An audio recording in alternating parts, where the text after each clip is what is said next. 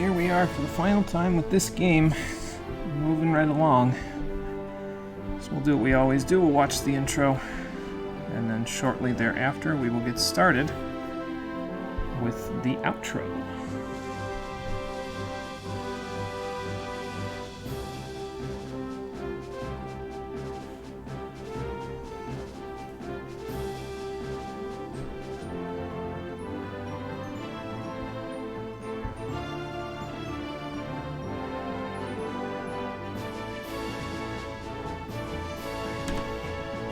Excuse me.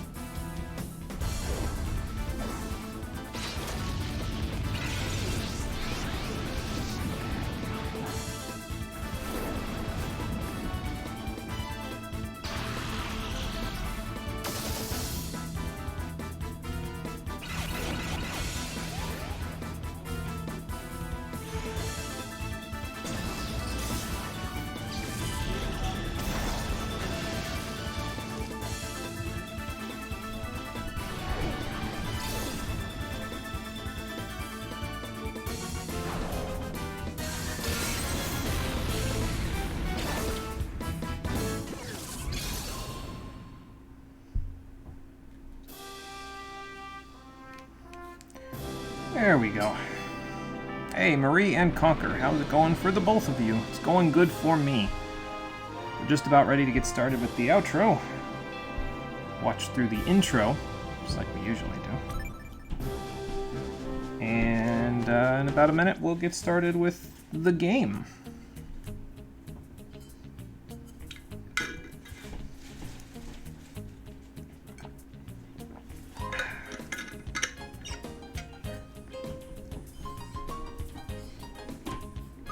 Might be less than a minute because I just took a drink, like a dum-dum, not directly before I started. So, we'll see. I can probably hang tough. I just don't want the air to catch in my throat in the middle of my little spiel that I always do at the beginning of each episode, and that would just blow, because then I'd have to stop what I'm doing, take another drink, start again. But I suppose it's all good, it doesn't matter. We'll be good, no matter what happens.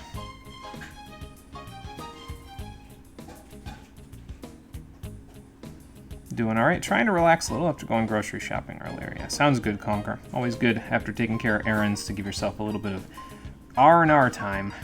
So, enjoy that. We will get started. And Lifeblood is here as well. Hello, Lifeblood. Welcome back. And I am also here, and I'm finally free of this infernal prison of my own design. I'm sorry, I've gone insane from having to walk around for 8.5 hours to purify these damn things. How you doing, everybody? Welcome to the outro of Pokémon Colosseum, the Stream Edition. Last time, we caught 3 more Shadow Pokemon. We're up to a total of 46, and as you can see today, all 4 of the ones that we had left over are now ready to be purified. So that's why I'm meeting you here at the Agate Village Pokemon Center, as usual, because, well, we're going to go purify them. I didn't really mention their natures or anything. Bayleaf and Quilava will take no time at all to purify them because they still have the old, like, low shadow gauges from way back at the beginning of the game, so they'll take, like, no time at all to purify. Smeargle, in this particular case, had a relaxed nature, which you may remember was the same that Tyranitar had, so I just stuck it in the daycare for like 10 minutes and it was done. And then Ursaring had a naive nature, which is not bad for it. I think that's like, what, minus special defense plus speed, so it's not too bad for it. It also helped because it was very receptive to walking around as a means of purification, so all things told, this whole process took like 25 minutes to finish them all up, so it was like no problem whatsoever. It was a pretty easy final little jaunt. So, going grocery shopping tomorrow. Too tired today. I mean, I get that, yeah. Yeah, it's not a bad one for Ursaring, so. And, I mean, if you really wanted to use it, you could. With a nature like that, that's not too bad. All of these Pokemon, though, I would say at this point in the game, because we're so close to the end, the only way I would personally say, yeah, it's really worth it to try to use them is if you haven't done anything at Mount Battle yet and you're going to go run through that, because then you'll have plenty of time to get them a bunch of experience and catch them up with the rest of your team. If you're not doing that, well, it might be a long grind to get them up to the rest of your team for but a smidge of content that'll only take us a couple of hours today to finish up, so yeah. I wouldn't say that any of them are particularly worth it, but they're all pretty strong. Smeargle has Sketch by Purification, so it can gain... Its moveset isn't great, but it can, every 10 levels, gain any move in the game by using Sketch, and it's a little easier in double battles to get that than in single battles, because you don't have to predict to get them, so... but Bayleaf and Quilava will be about as good as Feraligatr was, especially, they'll actually be better because they have better natures than Croconaw had when we got it. And Ursaring is a powerful normal type, but if at this point in the game you still need a powerful normal type, what have you been doing? I don't know. Since when does Smeargle's tail have a red color? I think that's a holdover from Gen 2, like in Pokemon Stadium 2, but I'm not 100% sure about that, so... I think the paint might change depending on the generation with Smeargle. So, but I think the red paint specifically is a holdover from Gen 2. Not 100% sure about that, though. Just got 450 channel points at once. That makes up for the constant plus 12. Okay, well, that's good. I don't know why you got 450 all at once, but it's a good thing. You know, it gets you up there a little bit more, so. Okay, so there's Quilava done. Got Sunny Day. I think Bayleaf also got Sunny Day by purifying. So I guess if you wanted to use Sunny Day, these two wouldn't be too bad of a combo together. Not that they can be a combo until this point in the game. But, you know.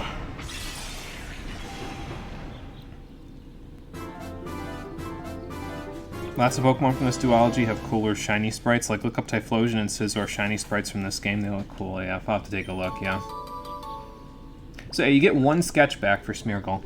Unfortunately, Mr. President used most of its other sketches to learn not good moves at all. You got Tail Whip, Double Slap, and Iron Tail to work with, which is just gross for a Smeargle, honestly. Like, the only one that's useful in double battles is Tail Whip, and even then you'll get like one Tail Whip off and then die because you're so frail. So, not particularly good. Let's purify Ursaring and then we'll be good to go. And that will be number 46. As far as we're aware, there's only one more left to go, and I have a sneaking suspicion as to where it might be. Sorry, had a tickle in the back of my throat. Didn't want to cough directly at the mic, because that'd be gross. But yeah, Ursaring, I mean, it gets Feint Attack back by Purification. That's not great for it, because it's special attack. But it has Fake Tears, Lick, and Slash, so I guess it's not too bad. But again, you'd really need to, like, go through Mount Battle to get it to the point where it's going to be usable at this point in the game, because it's so late in the game that it doesn't really work too well.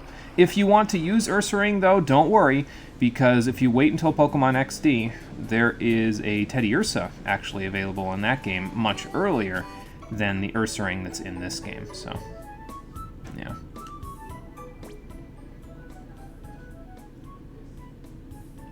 I keep forgetting to go back and watch the game show, Lifeblood. Damn it, I'll go back and watch it after this. I'll make a note for myself so I remember to go back and watch it. Yeah, I'll check it out, though, and I'll let you know. So, that's my bad. I keep forgetting to go back and watch it. That's my bad. Okay, we caught Bayleaf, and then we caught Quilava, so we'll do this. There we go.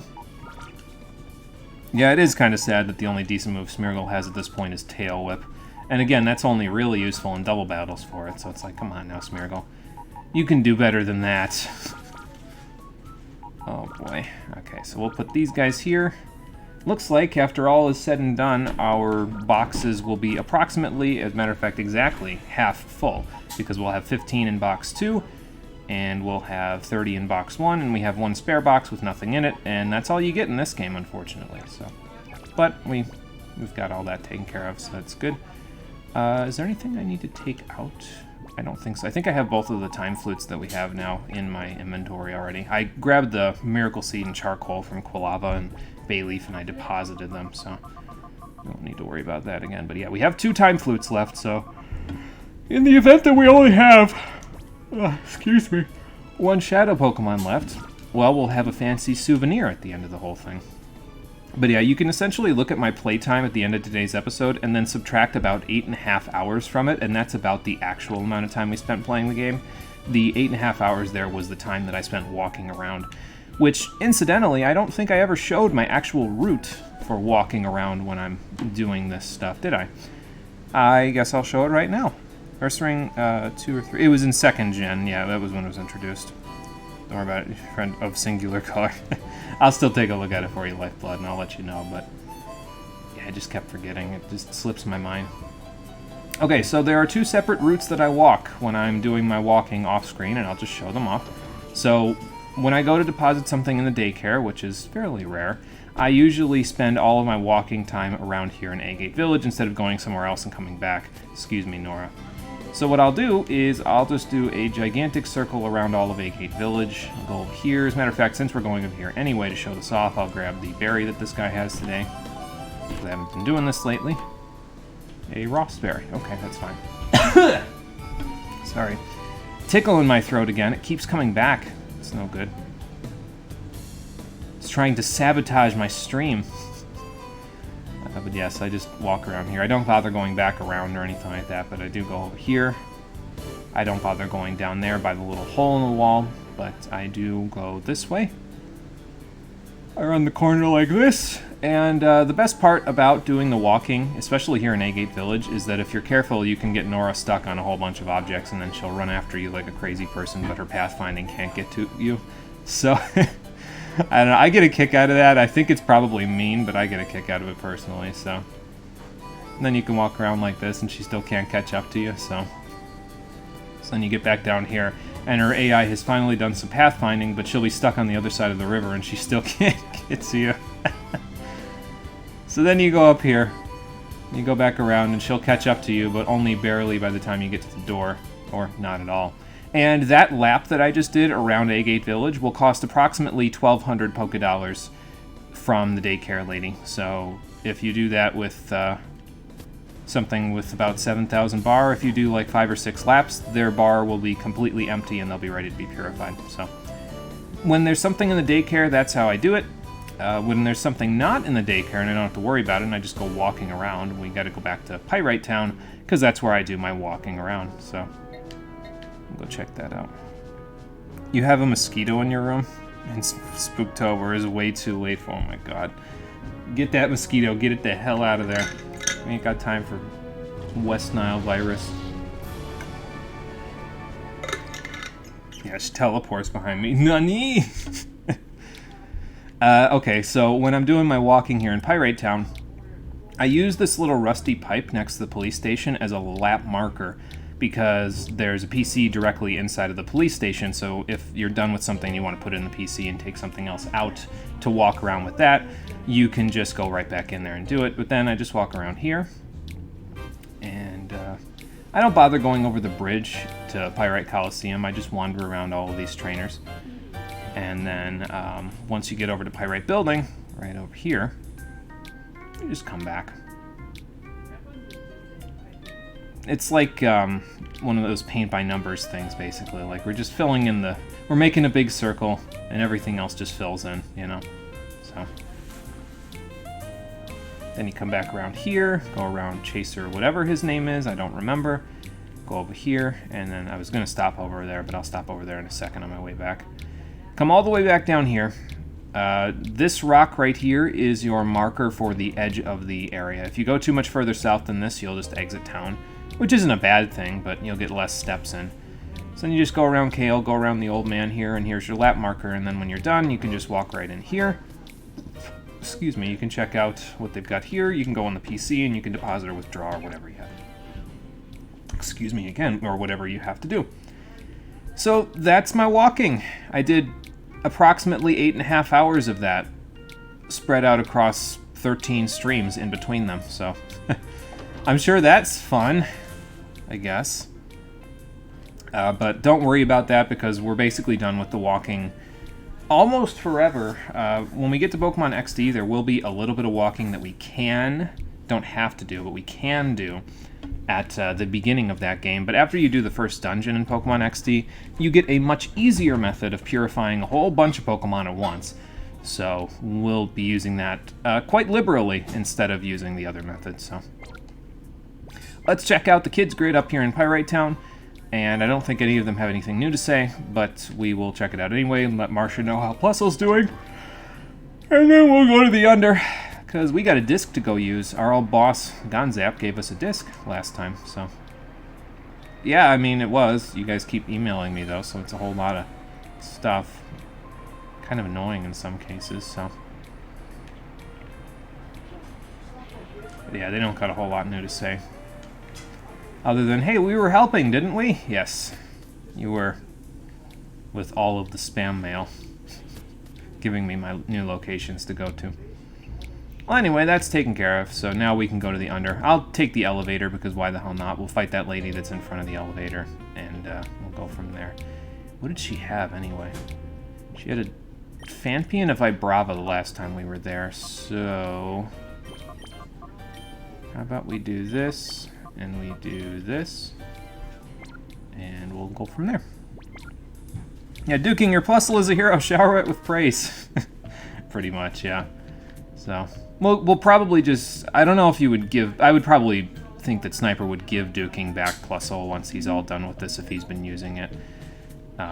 Because, to be fair, at this point we have other, we have 6 other Pokemon that we can use.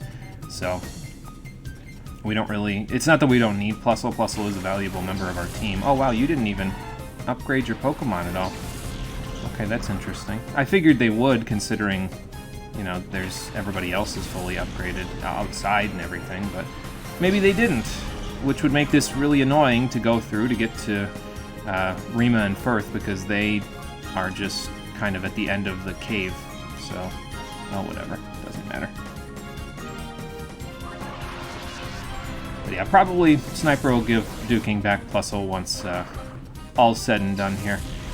And then we'll take Umbreon out and we'll go head off on our new adventures wherever Sniper goes after this game is over. You don't see the protagonist in XD, the protagonist of Colosseum in XD at all, so probably just went to a new region or something. If we go with my thought process from before that he's like an undercover agent, he's just like off to a new assignment or something. I don't know. Not even that, just holds Plusle in front of him. You will never see this again. Walks away with it. You love your mouse. Exactly. I'm giving back Plusle. By the way, it's quite possibly the strongest non-legendary electric Pokemon in the region. Good luck! I hope you got enough gym badges. Look at this mouse duking. Look at it! Oh, I'm getting an email. Okay. I guess the kids' grid is not quite done bugging me with emails now. So, let's check it out. Who is this? Hi, it's Bit in the Under. I was taking photos the other day when I saw this guy with this amazing head. So I snapped him. He was singing this weird song. Something about the Colosseum being his new place. What do we got? Oh, it's Mirror B! He's headed down using a down disc, so let's go see if we can use ours and see where the hell it goes. Shall we? Or Sniper pulled a red and went up to a tall mountain to train. Yeah, that's a possibility. I don't know which mountain it is, though, because we never get to see him training ever again, so... Oh, well. Alright. Gonzap, let's see what this disc does for you. Alright, so let's go in the downward direction. And today, finally, at the very end of the game, we can finally go see what that item is over to the left there, because as soon as you get down here, well, the lighting is a little bit gross, but you look right up here, you can grab some steel teeth. And I think I know who wants those, so let's go give them back to him before we check out the rest of this place.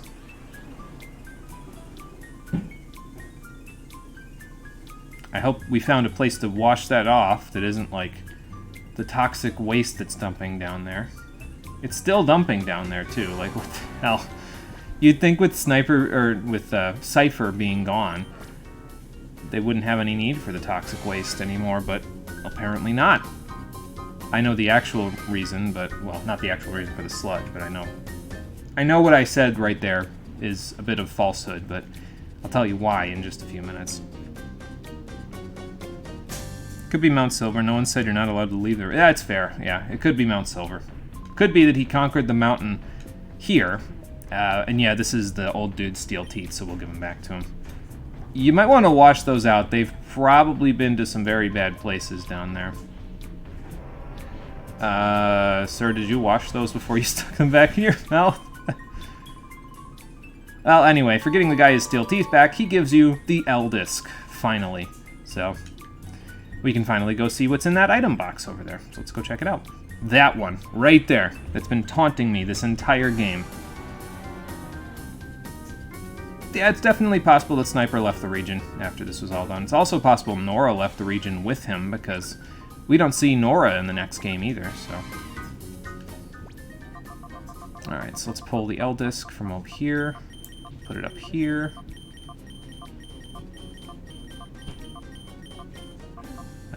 One more. There we go. Better be whatever is in this chest, it better be worth it, considering all the time I had to spend looking at it taunting me. It's not.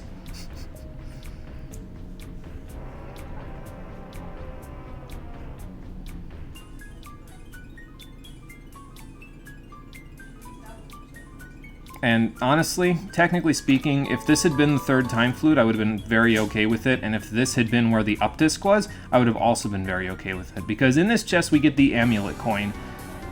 And it's probably the worst possible placement for an amulet coin in the series. Because at this point in the game, there's almost no trainers left to refight unless you're refighting with people in Duel Square. So those are really the only people you can get a bunch of money from with the amulet coin being held, because it does not affect the payout from Colosseum battles, where you would normally get all your money in the game.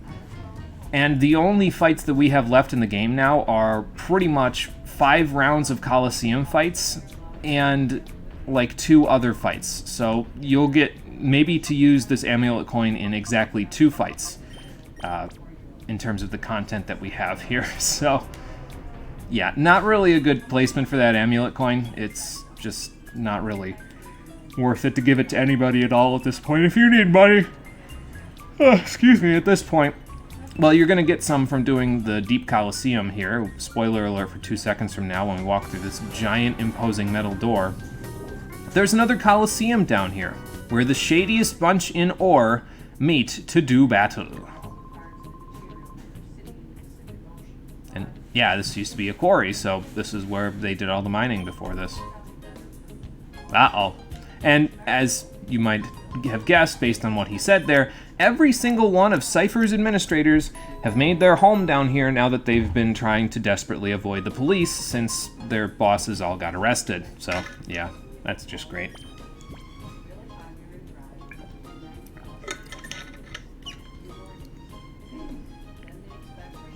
The guy from the next game has a similar hair color to Nora, maybe it's their child, and that's never mentioned.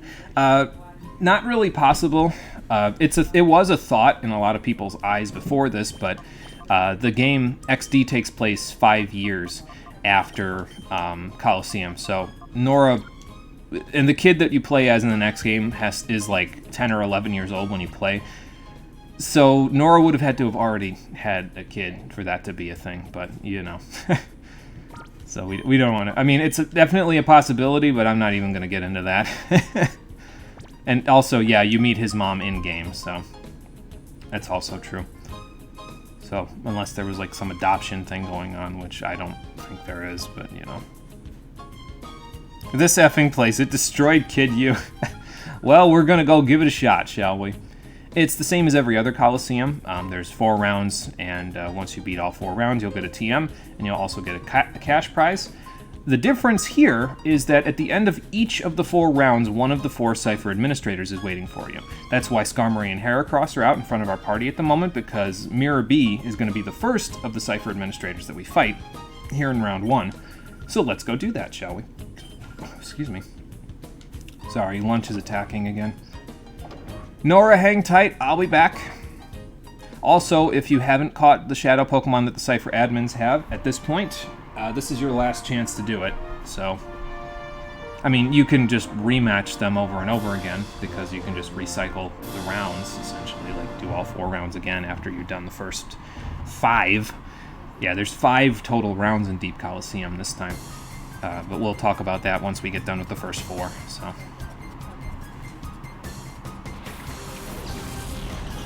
Yep, says that they're literally filing their fangs for you. Yep, and they are a lot stronger than they were before, so... Like, before they were in, what, the mid-40s to the, like, 50-ish? Now they've got their Pokemon up closer to mid-60s in a lot of cases, so that should be fun. But we'll figure it all out, it's no big deal. Alright, so who's getting fake-outed? Heracross, that's fine, because I was going to knock Nuzleaf out with it anyway, so no big deal. I don't think the first, like, the trainers in these rounds are really anything to write home about, if I remember right. It's mostly just the trainers at the end of each round that are going to be a little tricky to deal with, so. Okay, and we'll do that. There we go.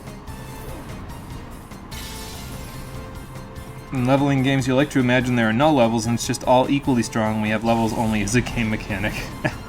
I mean, to be fair, yeah, levels kind of do behave as a game mechanic because they allow you to gauge the strength of your Pokemon without having to, like, do any guesswork, you know what I mean? Like, you can just look directly at the numbers and be like, okay, this is how strong I am, this is how strong they are.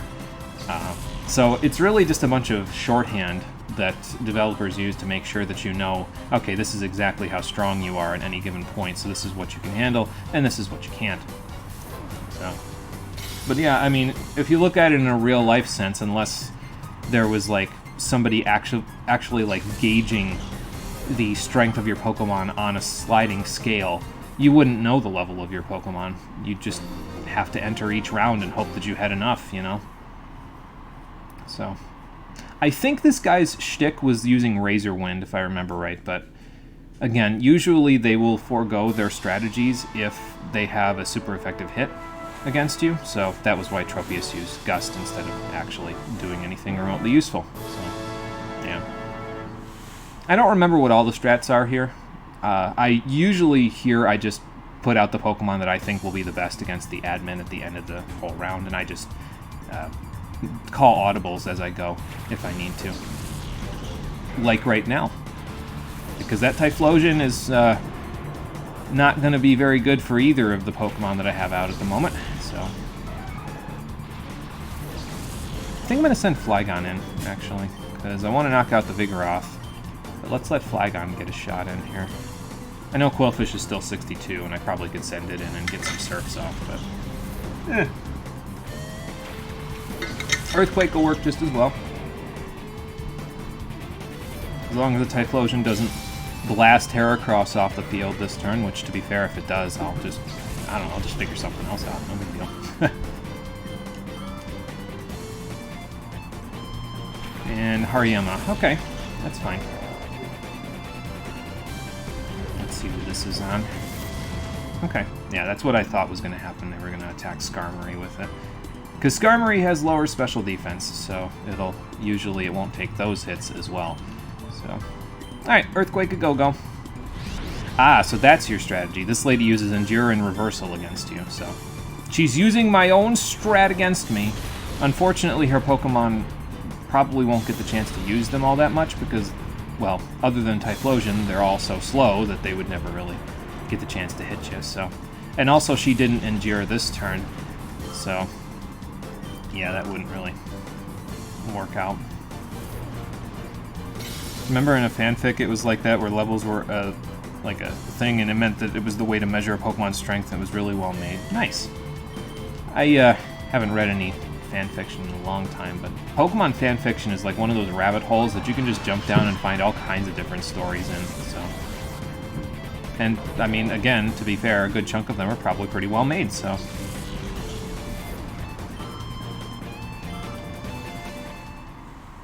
Alright, well that's 2. We've got 2 more, one of which is Mirror B, and then we're done with round 1. We got 3 rounds left to go, and once, well actually, we've got 4 rounds left to go because it's the 4 admins, and then there's one other person waiting for us at the end of the 5th round, so, but we'll get to that in a few minutes. And once we're done with that, well, we just got to go purify the Shadow Pokemon if we can find it here, so. You dug down here by yourself? What did you use, a spoon? Good lord. Round 3 sucked for you as a kid? Well, let's see what it's all about, shall we? We got a Giraffe Rig and a Ledian. I'm gonna guess there's some screens coming, but I'm not 100% sure. We should be able to handle it, though, because I can just do this, and then I can do this, and should be okay. Oh, Magic Coat. Okay. That's fine. I can handle Magic Coat by doing this. I can't believe how often Megahorn's been hitting for me. I've been getting pretty lucky with it, and now I'm going to knock on wood, because I need it to hit next round, too, with one of the Ludicolo that we're going to be fighting, so... Oh, boy. That's a Houndour. That's fine. Yeah, that's like 2 dead Ledians, so 2 in a chunk. A chunk there, and there, and there, and there. Mono! Too soon! Oh boy. So we got a Houndour. And we got a Dodrio that's definitely going to knock Heracross out. But you know what? I'm kind of okay with that, actually. Let's get Plusle in here. So actually, let's get Quillfish in here, because Quillfish could use a little EXP, and we've got Ice Beam, so we'll do that. Real prison dude, and the strongest Ledian ever. Still not strong. Yeah, pretty much. Ledian just never gets good, unfortunately. Now, if that was a Houndoom, I probably would have endured with Heracross, because I wouldn't have outsped it, but yeah. Oh, okay, fun. How about we get Skarmory back in here, then, so we can tank that fly. And then... Is Dodrio going to be faster than Quillfish? Probably, right? So, I'm going to assume it is going to be, because it's pretty fast. So.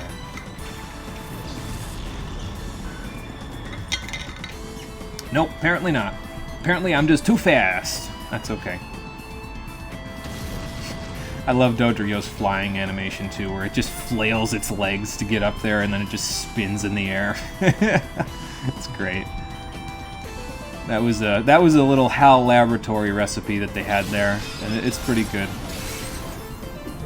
From Pokemon Stadium 1 and 2, so... Well, we almost wasn't KO'd, but we got it, so that's good. You would have petitioned for a Ledian Mega or a Ledian Evo. I would have petitioned for Ledian to be, like, bug fighting with its special defense in its attack stat and vice versa, and have the Levitate ability from Gen 3 on. That would have been pretty cool. I definitely would have used it a lot more if that was the case. Just switch the 2 stats around, give it bug fighting typing, and give it Levitate. Done. Ledian is solved. It's now useful. It's completely useless to set screens, but it's now useful as an attacker. Boom. And Mirror B got his theme back down here. Awesome. So we get to hear the Sultan of Salsa's theme one last time before the game's over. But yeah, they don't mess around down here. They got level 65 Pokemon, so... What you like about these arena modes is the random factor. They might have a Metagross or maybe a Spinarak, who knows? Yeah, only Genius Sonority knows what they gave them, so... Yeah, you kind of get a mixed bag in a lot of cases, so... Oh good, he didn't fake me out. And we hit our Mega Horn! Go! Goodbye. Hey, if we KO both of them, then they won't even get to set up Rain before this is all over, which is the crux of his strategy, as usual, is to set up Rain, so... Yeah. Yeah, it's an X-Cloud. I can get rid of that, too. Yep, nice. See, having those flying and bug-type moves comes in pretty handy against Mirror Bee. Then you can just one-hit KO everything. Okay, this we can handle as well. I don't know, though. That's a level 64 Ludicolo. That might be a little much, but... I don't know. I trust Skarmory. I have faith in Skarmory's ability. So... Yeah, X-Cloud. The man likes his salsa so much that he allows his Pokemon to blast it on max volume. Yeah, I think actually its main strat with X-Cloud is to use like Earthquake or something, so... Not that he has Protect to actually make it useful, but... I mean, I guess he has the grass typing to, you know, allow him to not get damaged by it as much. So... Well, there goes all his Ludicolo. That's pretty good. All he's left with is his Armaldo now. Yeah, his Armaldo is his replacement for Sudowoodo, which he had way back at the beginning of the game in like the 3rd stream. So, I don't know. I like it better when he's got a whole bunch of Ludicolo, because X-Cloud... I mean, X-Cloud kind of makes sense because of the music factor, but it doesn't dance, and Armaldo definitely doesn't dance, so...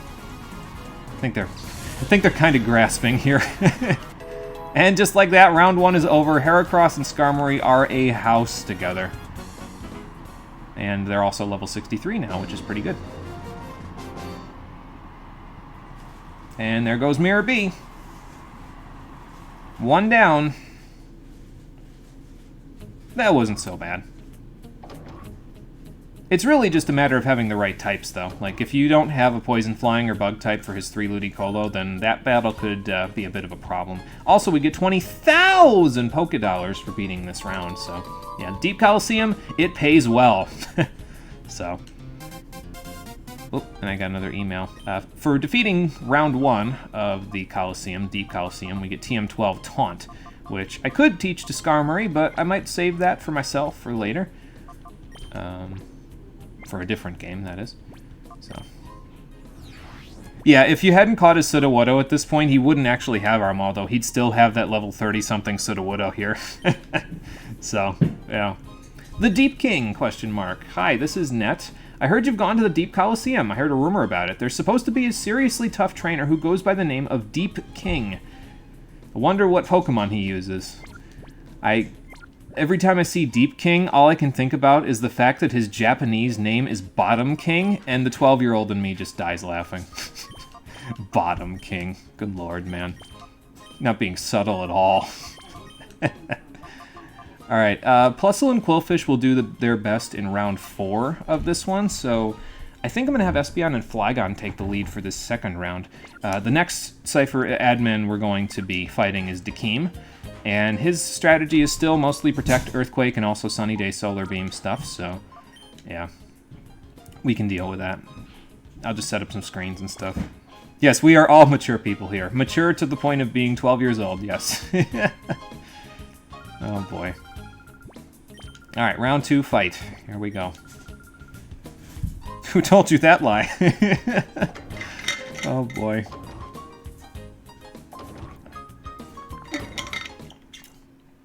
If you came here for mature content, well, you're right, I swear a lot, but that doesn't mean every part of the content is mature. Oh boy, your subconscious, oh man. From the sea of thine soul, you got that idea. Oh boy. I mean, I'd like to believe I'm skilled. Let's find out. I don't even know if Espeon and Flygon will work okay against these guys, so...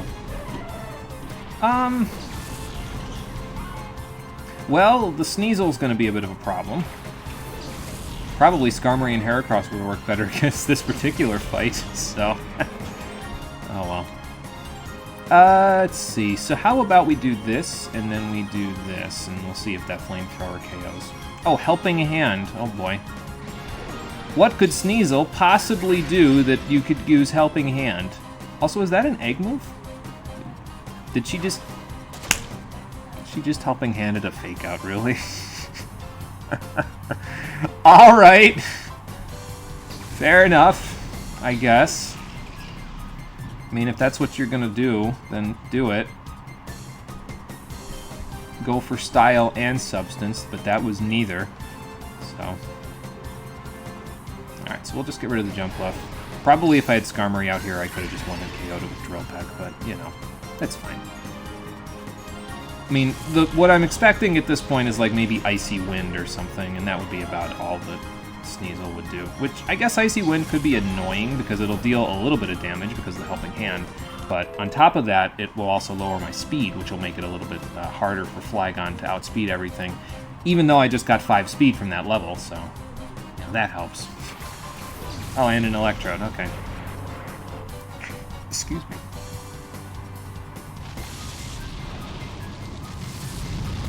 Let's see if this KOs. Nope, not quite. That's okay. Oh, Crush Claw. Alright. I mean, I guess that's fair. It's not on Espeon, though, so... I don't think you did that right. So... let's see. So I'm going to EQ this turn, so let's send in Skarmory so I can do that with Aplomb. There's your SAT word for the day. Aplomb. I had to pronounce all the letters so you know how to spell it. You must be skilled, lady, in this place. Champion-level Pokemon running around here, and I'm the guy who stopped Cypher, so yeah, I am skilled. I just switched into a Thunderbolt. Well, that's just great. Boom, baby! Yep. Somebody's about to get boomed, and it is not me. Goodbye, articulating eyeballs. Probably one of the only Pokemon whose eyes aren't always painted on in this generation. But that was pretty much par for the course at the time, so it's just a product of its generation, you know. And that takes care of this lady.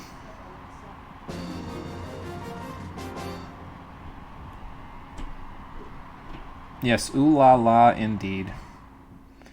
Next round, or next battle. I get battle and round mixed up in these cases.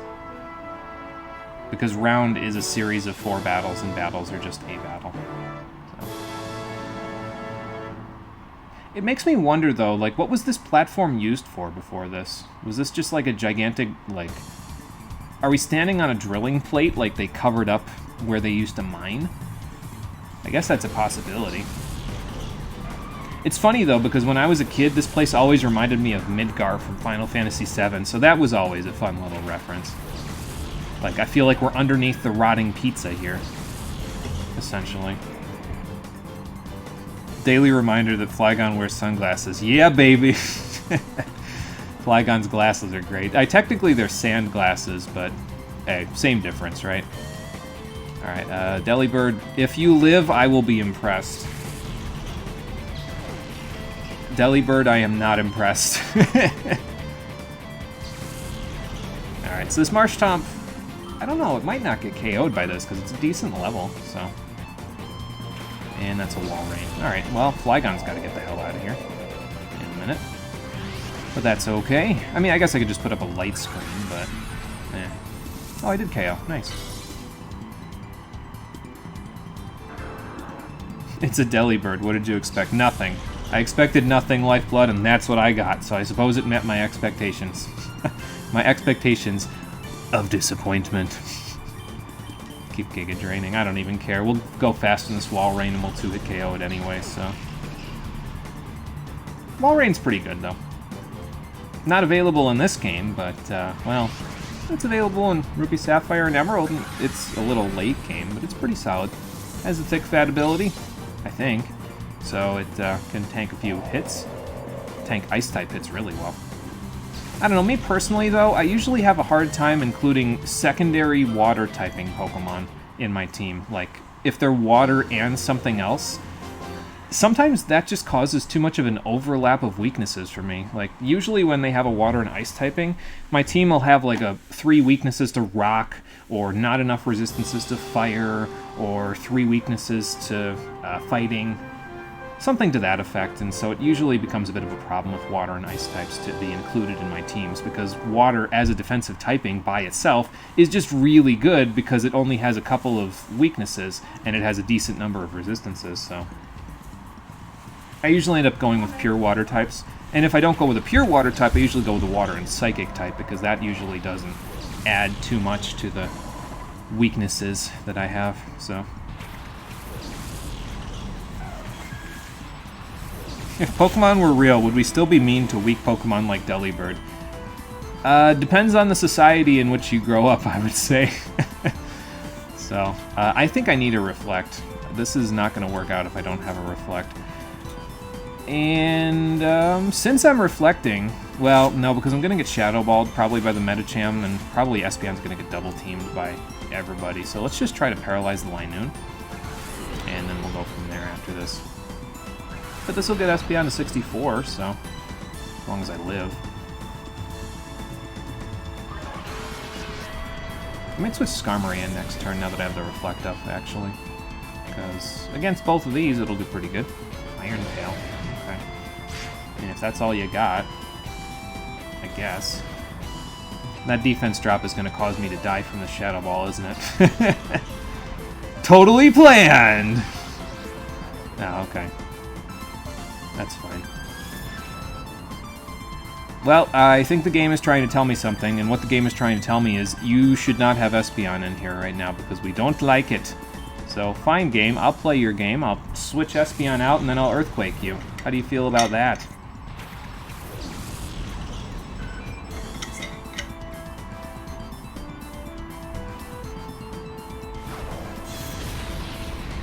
At least we'll get rid of the Linoon. I don't know if we'll get rid of the Medicham.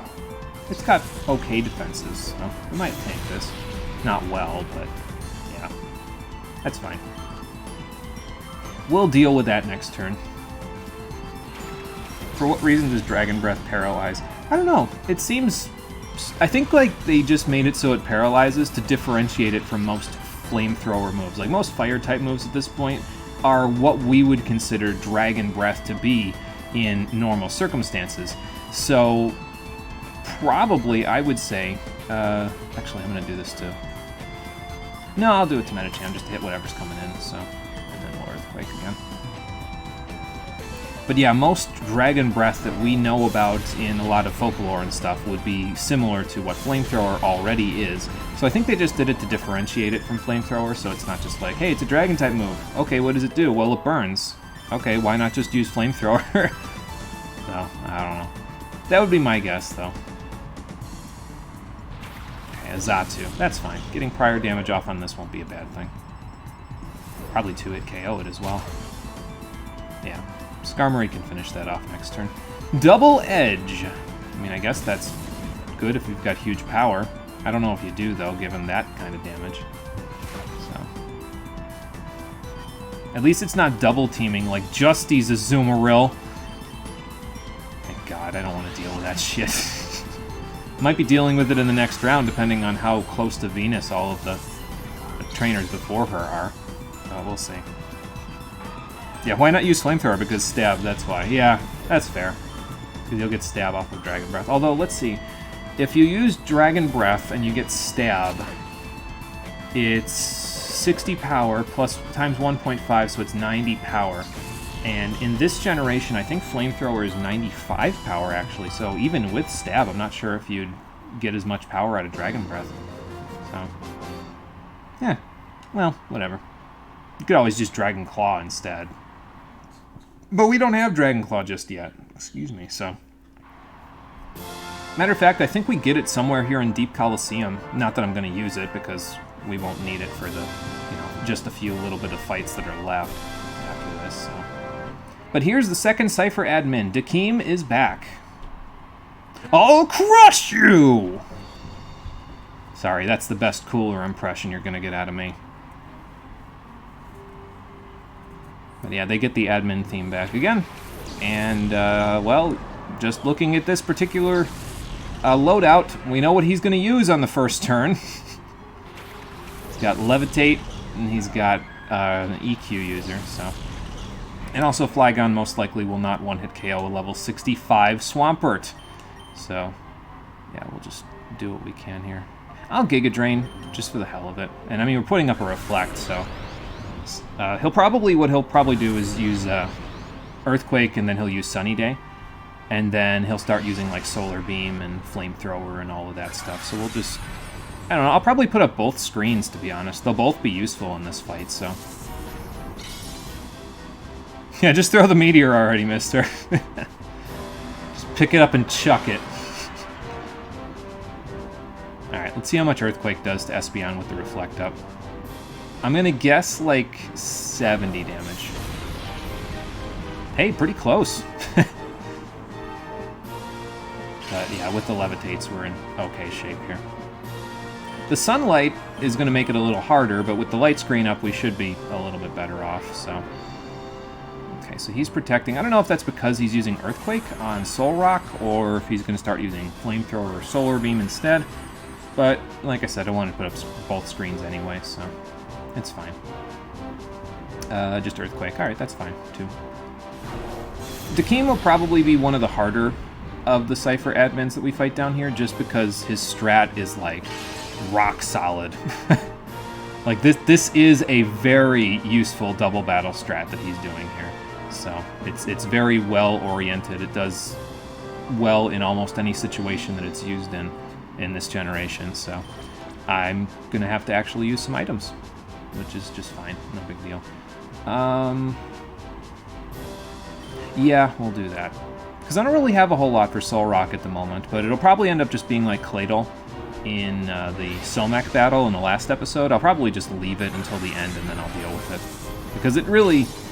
I mean, it does stuff. It's a little stronger than Claydol on the offenses, but it's not that strong. So. Now, if Houndoom comes out, I'm going to need to get Espeon the fuck out of here, but, you know, we'll play it by ear. Flygon, okay, that's fine. I can deal with Flygon. I won't even need to use my own Flygon to deal with Flygon. Maybe, if I KO with Psychic. So. I am, however, going to double team it with Dragon Breath and Psychic, just so that way I can take care of it before it becomes a problem. So. There we go. And worst comes to worst, we'll just hit something on the way in. Okay, never mind. We'll just take care of the Flygon. It's all good.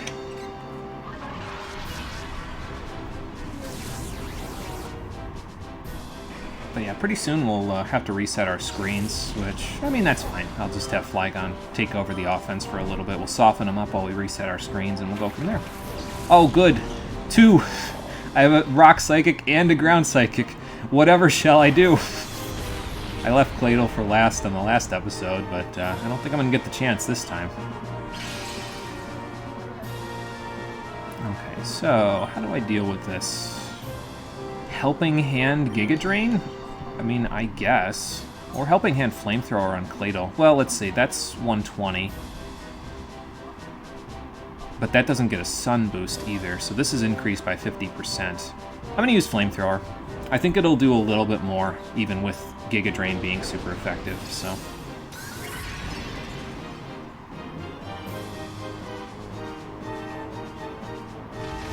Yeah, I don't think there is... I mean, I think Mudkip's evolutionary line is supposed to be like a Mudfish, but I don't think there's specifically an Axolotl as a Pokemon, if I recall correctly. So, well, there goes Espeon. Game does not like my screen game. That's fine. Now here's the real question. What would you do if I changed the weather? Actually, I'm probably just going to use Ice Beam, to be honest. We'll see if the Reflect wears out next turn. Or I'll just get Earthquaked again because I'm a dumbass. That's fine. Yeah, see, we'll live that. It's okay.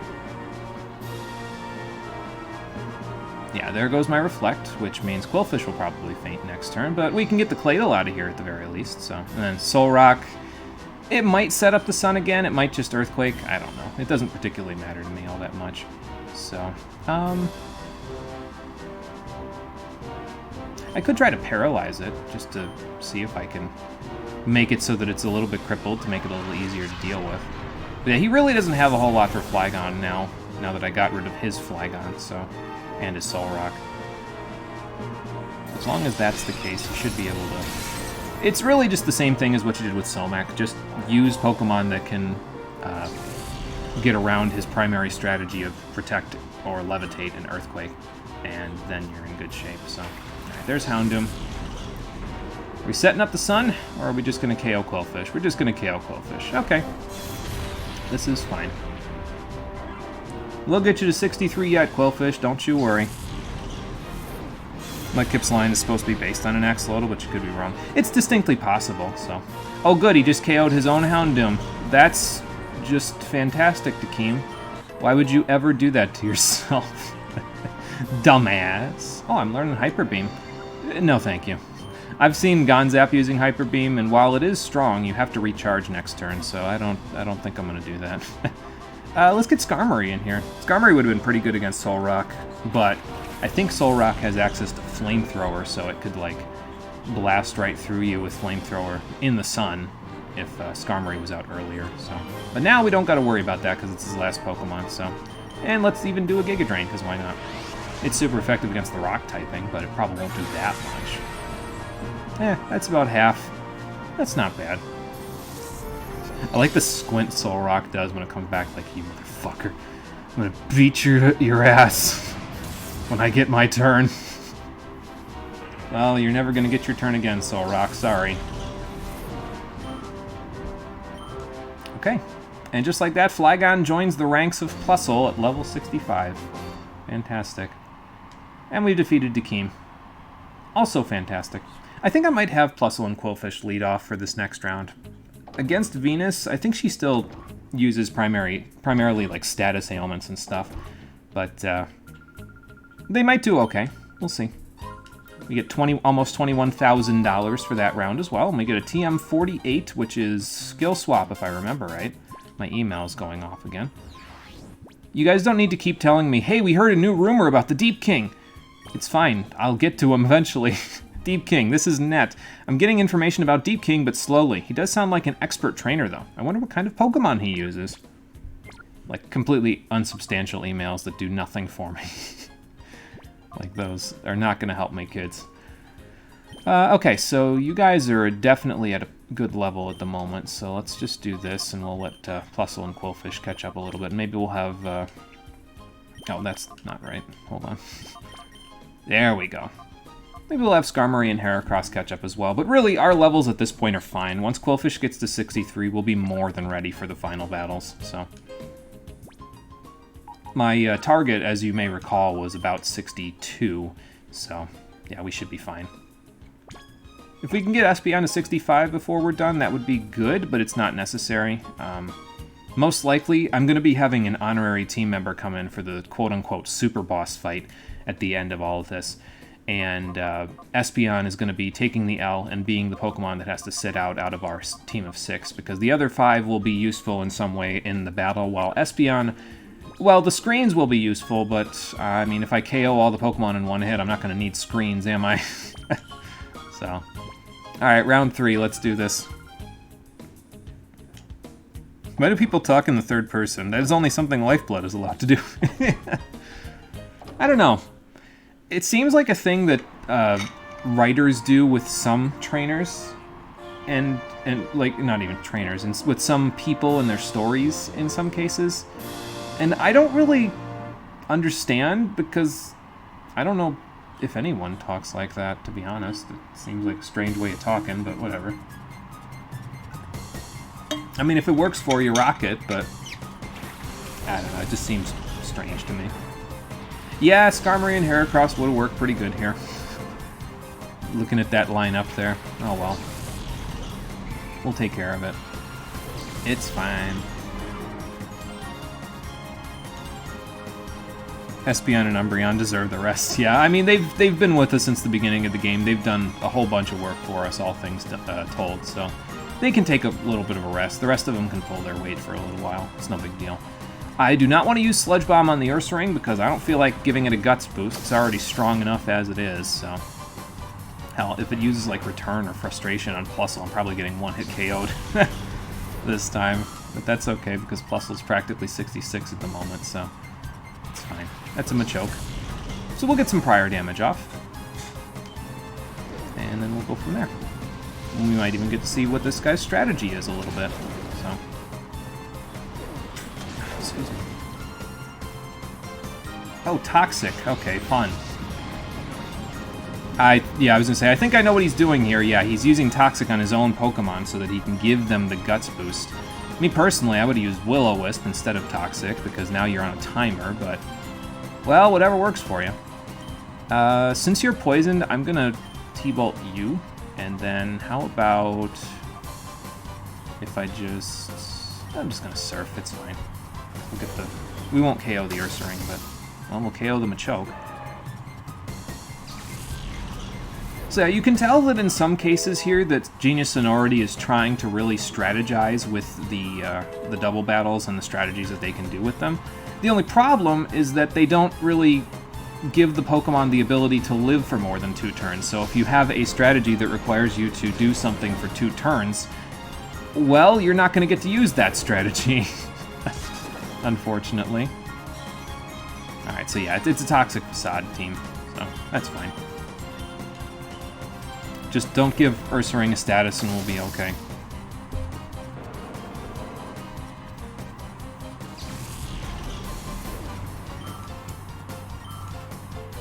Alright, so Plusle will probably be 68 by the end of this round. You know how that goes. Yeah, focusing on winning seems like a good idea there, Varug. Again, if you have Pokemon that take 2 turns to set up all their stuff, it doesn't really work. Because I could just target a single one of your Pokemon and just completely destroy the crux of your strategy, so...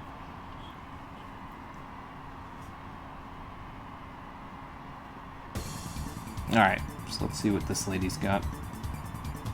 She's trying to talk trash, so let's see if she can back it up. Well, it's a Wigglytuff and a Graveler. Surf will probably one-hit KO the Graveler anyway. I guess I'm not too concerned about that. I might Helping Hand it, though, just to get a little extra damage off of him on Wigglytuff. Yeah, I'll Helping Hand it. Why not? These two are pretty slow anyway, so... they won't go before Quillfish gets this off. We might do half to the Wigglytuff with this, because, I mean, it's Helping Hand boosted, but not much else, so... yeah, okay. I mean, that's good. That's good damage. It'll definitely take out the Graveler, though. Like, that wasn't even a question, even if I didn't Helping Hand boost it, so... it's 4 times effective, it better KO. As a Wailmer. I'm gonna guess Defense Curl and Rollout is the strat here, because, I mean, it's a Graveler, it's a Wigglytuff, it's a Wailmer, they're all balls! So, I would assume that's the strategy. This Sludge Bomb is not going to KO after that +1, but, well, whatever.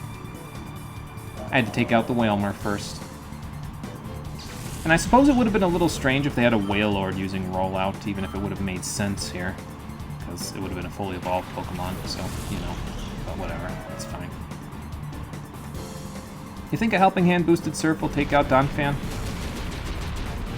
Because it'll definitely take out Wigglytuff. Oh, Body Slam, okay. Just resorting to something other than Rollout, that's fair, I guess. I'm gonna play risky and see if it KOs the Donphan with the Helping Hand boost. If it doesn't, I mean, Plusle's the only one that'll probably bite it, but... well, no, actually, if it uses Earthquake, I guess everyone on the field will bite it.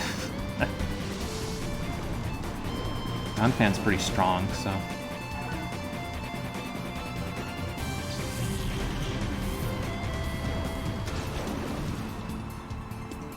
yeah, I didn't think it was gonna... that's okay.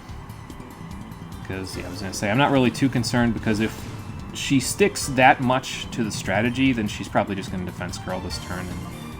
yeah, that don't matter to me, because if that's what you're gonna do, then I can take you out next turn, so... I don't even need this Protect, but just in case. You never know, it might be Bright Powder Donphan.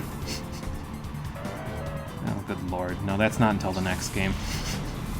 I don't know if there's a Donphan with Bright Powder in the next game, but Bright Powder held items are used in the... Well, they're used in this game in battle mode, too, now that I think about it, but in story mode, they're actually used in Pokemon XD in the metagame Colosseum, if you know what I mean.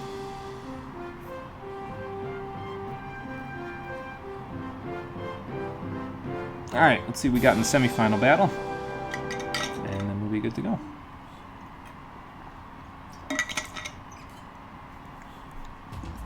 Excuse me. Alright, researcher, what you got? More fossils for me to deal with? No. Not at all, no. Spinda and Delcatty. What would you do? I mean, the Spinda being there makes me think Teeter Dance, but I don't think that's going to happen. So, because Delcatty, as far as I'm aware, does not have own tempo, so... Either way, I'm going to do this and hope I get rid of one or both of them. Yeah, I didn't think that was going to one-hit KO Spinda, so... Now the Surf will take care of the rest. And then we'll see what Delcatty does, and we'll go from there. I just don't feel like getting confused, so I figured I'll focus on Spinda, so it doesn't confuse me.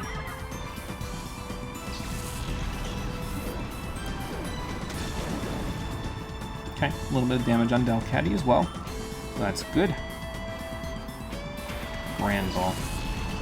Yeah, still not seeing what the strat is here, man. Well, whatever, maybe I'll figure it out when Delcatty uses something. Wish. Okay. I mean, that's fair and balanced, I guess. And I suppose if you were to KO the Delcatty and then Gramble was to come in, then yeah, that would make sense, but I don't know. Whatever. Sure, I'll Surf. Why not? I could Sludge Bomb the Granbull, but I just got intimidated, so I probably won't do all that much damage to it anyway.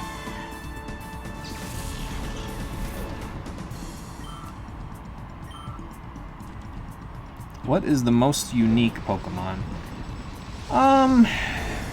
That's a tough question for me personally. Most unique... It really just depends on what you would qualify as unique, you know? I'd have to think about that one, Lifeblood. That's a good question. I'll think about it for a little bit, and then maybe I'll get back to you. Hopefully. Unique Pokemon.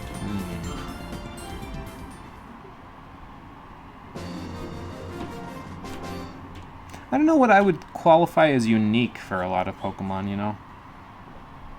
I don't know if, like, you'd think in terms of just, like, aesthetics, or in terms of, like, mechanically and stuff, so... Shinies are allowed to. Okay.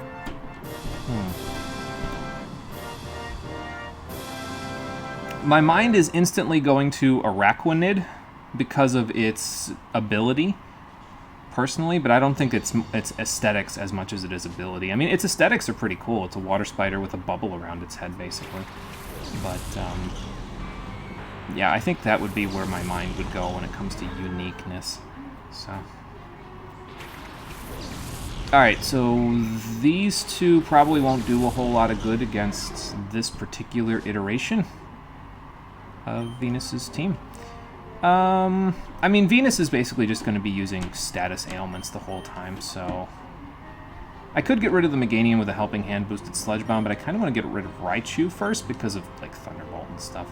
If I'm faster. I don't know if I'm faster, so... We'll see. If not, well, this turn's going to be a bit of a waste.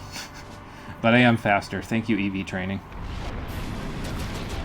And that's a crit, so that is definitely a dead Raichu. No question whatsoever. Okay, but with this iteration, we should be able to take out Meganium as well, with Sludge Bomb or two. So we'll see what she sends in next. She's got a Dusclops. Okay. As usual for Venus, she has a lot of status ailments that she'll use against you, but her Pokemon don't really have a whole lot of offense that they can use, so...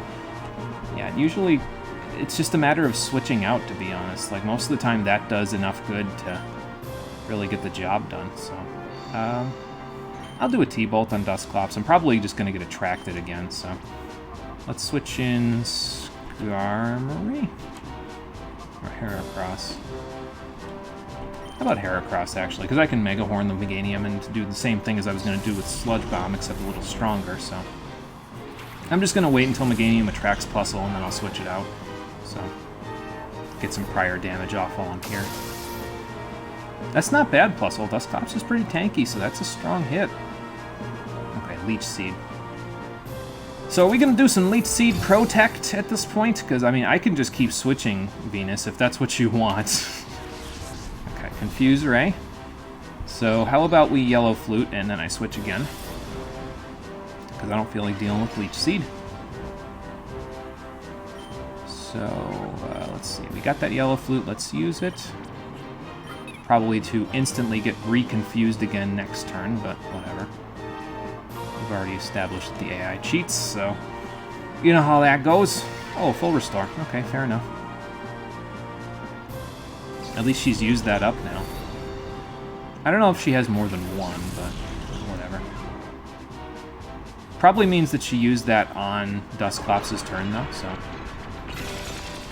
Okay, that's fine. I'm okay with that. Because I can just switch again. So let's just send Heracross back out. And we will do a Sludge Bomb while we're here. See if we can get rid of the Meganium. If I can get rid of most of her female Pokemon, we'll be in okay shape because they won't be able to attract as many of my Pokemon. So. At that point, the only thing I really got to worry about is Heracross or Skarmory getting attracted. So. And this is on Quillfish. Yep. The answer is a shiny Spinda. Since the points of red fur are always random, there are more or less, that means there are several thousand different Spindas, which means a shiny Spinda is most likely legendary, rare, and is 100% unique. Yeah, I forgot about the spots on Spinda. That's a good point. That's a good point. Fair enough, Lifeblood. That makes sense. Makes sense to me. Skarmory. Plusle's already at 67. If we keep going, Plusle will get into 70 by the end game, which will be stronger than the strongest Pokemon in this game, so... Oh, I forgot, I got confused. Well, we broke through it, so that's good. Alright, so let's see what she does next, and sends in next, and then we'll figure out what we're doing from there. Skarmory's almost 64, though, so that's good. Be right up there with Espeon. That is a Blissey. I am glad Heracross is here, because I probably wouldn't be able to get through that easily, otherwise. Alright, Skarmory, you're going to stay confused for a hot minute here, because Heracross needs to Brick Break, and Heracross needs to Brick Break now. So, let's get the Yellow Flute back out and use it there. My original plan for this particular round, by the way, was to teach Espeon Safeguard, so that way I could just use that against Venus, and she could never, ever status me, because then I'd have 5 rounds where I can't be statused, and Espeon's so fast that I'd be able to put it back up again before we had any problems. Unfortunately, for some reason, Espeon can't actually learn Safeguard, so that kind of threw a monkey wrench into the plan. Oh boy. Is this on Skarmory? No. Okay, no, because that would make my life too easy. Alright, so we need Plusle to come out, so let's do that. And then you're still confused, so... How about a Yellow Flute you for now? Probably just gonna get attracted by Dusclops in about 2 seconds anyway, but that's fine. This battle's all about switching and switching back because of the statuses that she uses. They're mainly secondary statuses, which are all cured by switching out, so yeah. Okay, so that's on Skarmory. Because the AI foresaw that I would use the Yellow Flute. And that's a Will-O-Wisp. Is that on Heracross? Oh, no. Okay, I see what you're doing. So she used Will-O-Wisp on her Milotic to activate its Marvel Scale ability, which gives it double defense. Fair play, but I have Thunderbolt, so I really couldn't give less of a shit about your defense. So, because this will probably do most of your bar. Yeah, and if I get lucky and Skarmory breaks through Confusion, well, fair play, I'll get rid of it. If not, then I'll get rid of it in 2 turns. Okay, that's fine. Goodbye.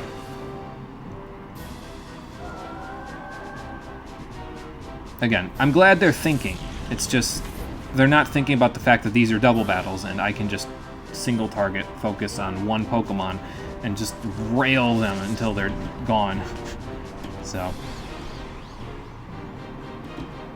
yeah, at this point, she's kind of helpless. She's got a Dusclops, and it really doesn't do much, so I'll just do this. We'll finish this out.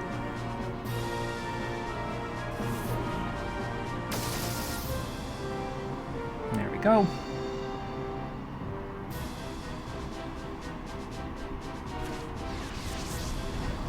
And I'll just Yellow Flute that again next turn. If you didn't have the Yellow Flute at this point, just make sure you're stocked up on full heals, because you can just keep getting rid of it with your other turns. So probably that's where a good chunk of your money would go in the post-game there, is in buying full heals to get rid of confusion.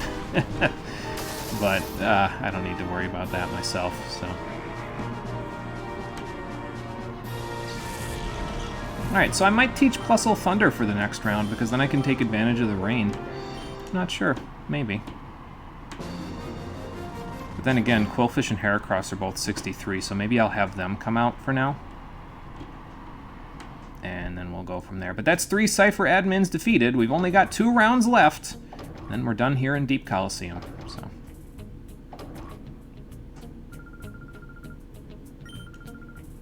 And we got 22,000 Poké Dollars this time, and also TM44 Rest. So, if you want to use it, there you go. And another email. Probably more useless information, but who cares? It's fine. Deep King, you just sent me this. This is Ned. I've been slowly getting more information on the trainer Deep King. He apparently uses Shadow Shuckle. He could be very tenacious. Well, that would explain where the final Pokemon on our snag list is, this Shadow Shuckle that they've got all the way down here. If the Deep King uses it, then we'll have to battle our way through Deep Colosseum to reach him and see what we can do about it from there. So yeah, I'll switch in the Blue Man group again, let them do some stuff. Wait, hang on, how do I want to do this? Yeah, actually that's fine, because I can just switch Bustle back. Because now, yeah, that's pretty good. Our levels should be pretty good after this if I do it this way. If I have to switch Bustle in, then, oh well, no big deal.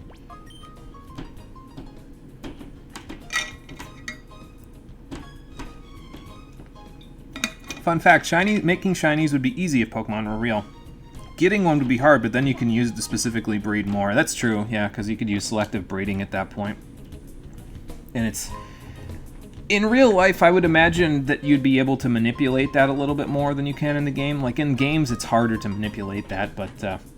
I don't know, I feel like the ethics of manipulating that for the purpose of selective breeding might come into question with some people. Some people might have a problem with you not just letting them live their normal way, you know, but it just depends.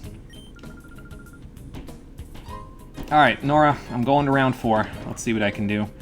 Get Quillfish 64, get Heracross 64, and then from there the levels... I mean, the levels don't matter at this point anyway, because like I said, we're at or above 62 on everybody, so... It's fine. Whatever we get now is a bonus.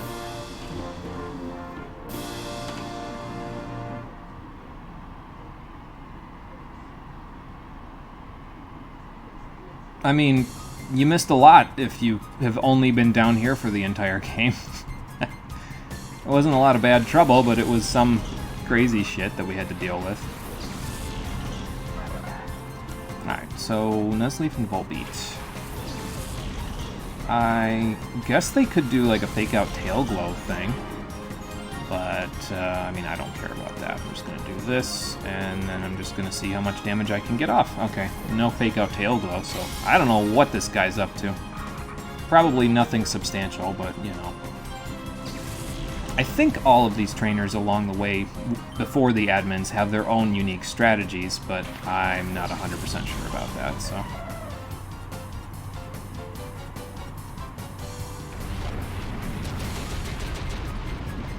Nice, not bad, Quillfish. Sunny day, okay. Well, Jumpluff is now the fastest thing alive, because it has, like, what, base... No, it has 110 special defense. I was going to say base 110 speed, but no, that's not quite true, is it? Probably got, like, base 80 speed, so it's still the fastest thing alive. That's a Solar Beam. And, yeah. Even with the sunny day allowing it to spam that, again, I said it before, I'll say it again, Jumpluff just has no offensive potential whatsoever. It does nothing. Unless you're using Sunny Day, and even then, it's not very strong. So, if you're going to use it in this game, use it because you're using Sleep Powder. There's basically no other reason to use it, so... And I wish there was, but it's just not good.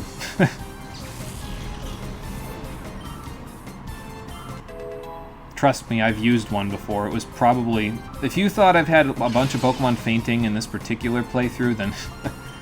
yeah, you should see how many times Jumpluff fainted in that particular playthrough. Let's send in Skarmory. And let's change the weather. I don't know how it's sunny and or rainy down here, but whatever. Like, weather probably shouldn't work in the underground, should it? But what do I know? It's just a game mechanic. But yeah, by changing the weather, we've forced Beautifly to do a 2-turn Solar Beam instead of a 1-turn Solar Beam. So that'll allow us to just do this and knock it out. Yes, Jumpluff is speed. That is true. Unfortunately, at least in my personal opinion, that's about all it has going for it, is its speed. And I mean, that's good, because you can put something to sleep really quickly, but once you've done that, like, what else does it do, you know? I don't know. If you really want a good grass type in this game, I would say pick Meganium, because it's got those all-around good defenses. It can learn screens, so if you want Espeon to be more of an all-out attacker, you could do that. Or if you don't want to use Espeon, you could just have it be more of an all-out attacker and have Meganium handle the screens. So,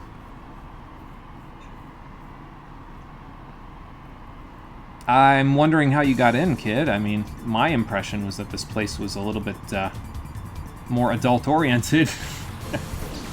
Oh well. Alright, well I know what I'm using on Exploud. Lantern might be a little bit of a tricky dick situation, though. No, actually, I could just switch Flygon in. That'll work, because then any electric attacks will be directed at Quillfish anyway. And Flygon will just completely nullify those and then counter back with Earthquake. So, which, to be honest, probably still won't one-hit KO the Lantern. Lantern is thick. No.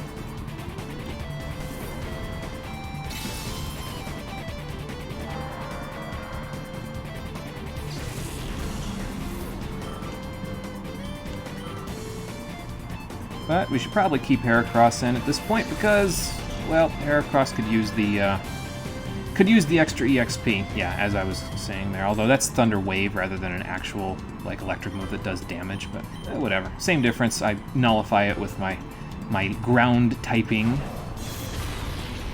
Speaking of ground typing, have an Earthquake, friend. I love how I've made, like, no effort with half of my Pokemon to even teach any of them Protect and actually use that as part of the strat. I'm just like, nope. I'm just gonna either nullify Earthquake or resist it and just still take the damage, whatever. What do I care? Hey, Laren. There's a Laren. Alright, that's fine. I mean, I'm gonna one-hit KO the Laren anyway with Brick Break, so I guess I could just switch Flygon out for Quillfish again. So. Laren activated Sturdy. Oh no! No, that's not this gen, unfortunately, for Laren.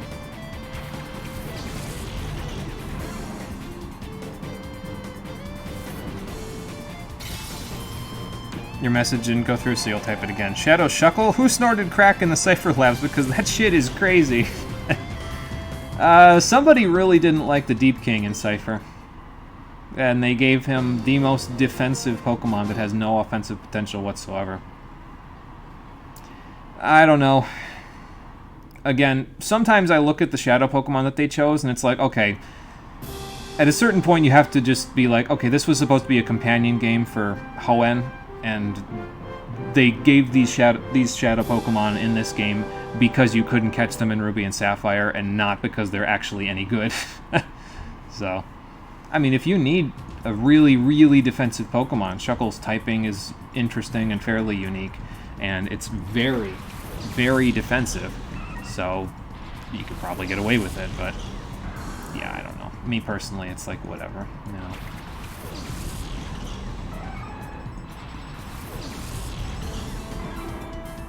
Alright, so Marshtomp I'm not too worried about. Swellow I'm a little more worried about, so we'll see what I can do with that.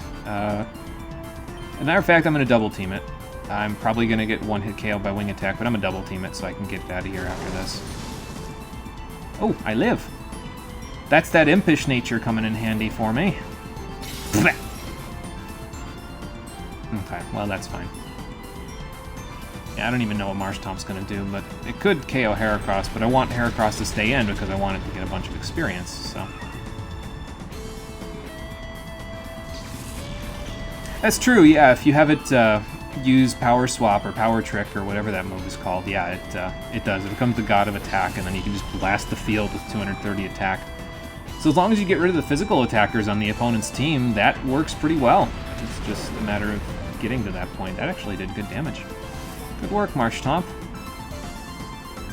Crawdaunt, that gets hit by Brick Break. And Quillfish, why don't we switch you out so that we can deal with Marshtomp. I'll switch Flygon in again. Because we got Giga Drain, and we know that one-hit KOs most Marshtomp, so... I've used Chuckle like that, actually, though, competitively, where it has, yeah, I don't know. I don't remember if the move is Power Swap or Power Trick, but I've used that move when you... It's Power Trick, okay. And yeah, when you get rid of the opponent's physical attackers first, like if you have stuff that deals with physical attackers pretty well, if you get rid of them, then it just cleans house, because the thing about Power Trick is that it doesn't affect its special defense at all. So it's still a monster specially. It's just only got base 10 defense at that point. Yeah, because that's the Trick Room team. Yeah, with the Trick Room team. Yeah, that's when I used it, yeah. So.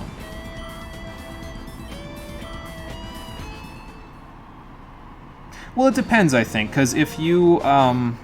I think Power Trick only affects attack and defense, if I remember right. I think Power Swap affects both attack and special attack, but I think Power Trick affects just physical attack. So you can, I mean, you're made of wet tissue paper if you use Power Swap, but if you use just Power Trick, I think you can still tank special hits pretty good. So, I don't remember. It's been such a long time since I've used Shuckle, like, for any reason whatsoever, that, I don't know, it's been a little bit. Anyway, we're at the end of the 4th round, so now we gotta face Ein one more time. And he's got a similar strategy to what he had before, where he'll use Lightning Rod, and he'll use Rain Dance Pokemon, and that sort of stuff, so... Excuse me. But we'll deal with it the same way we dealt with it before, by focusing down his Lightning Rod Pokemon, and then just blasting the field with everybody else, so... I think Heracross is gonna go first, so... Mantine probably has Water Absorb, so this Surf is going to do nothing at all, but whatever. It's just mainly there to, yeah, take care of Rhydon, the rest of Rhydon's HP. And once we get rid of both of his Lightning Rod Pokemon, then we can bring Plusle in and just blast the field with Thunderbolt, so...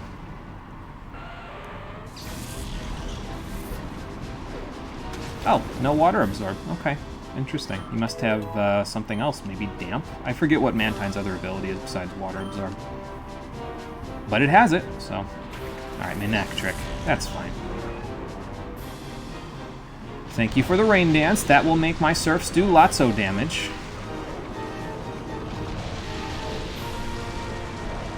Chuckle tanks almost nothing because it has crap HP. Yeah, that's the only problem, right, is that it has those massive defense stats, but its HP is really small, so it has trouble tanking things repeatedly, you know what I mean, because of how small its HP is. So, oh, and Confuse Ray, right? Oh, Swift Swim, that's its other thing. Alright, that's fine. I forgot about Swift Swim. I probably would be going first if I was Swift Swimming. Why would you Confuse Ray something you're going to one-hit KO anyway? What? Alright, whatever. Fair enough. Plusle, I guess you're coming in now, because I'm probably just going to Brick Break this Manectric and it's going to faint, so... Whatever. No, okay. That's fine. So what will you confuse now? I don't know, but I'm going to double team the... Well, actually, I'm going to aim this at Mantine just in case... Well, no, because Plusle's going to go first, so... Second. Plusle's going to go second because... Only Protect, actually. How about that? Because then...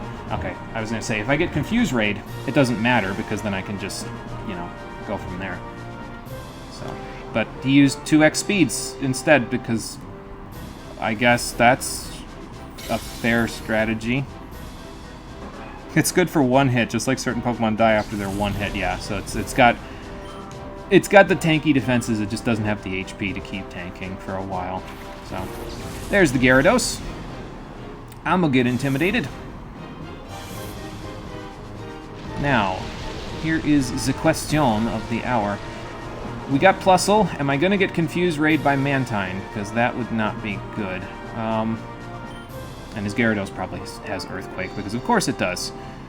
How about we send in Flygon, just in case that's a thing.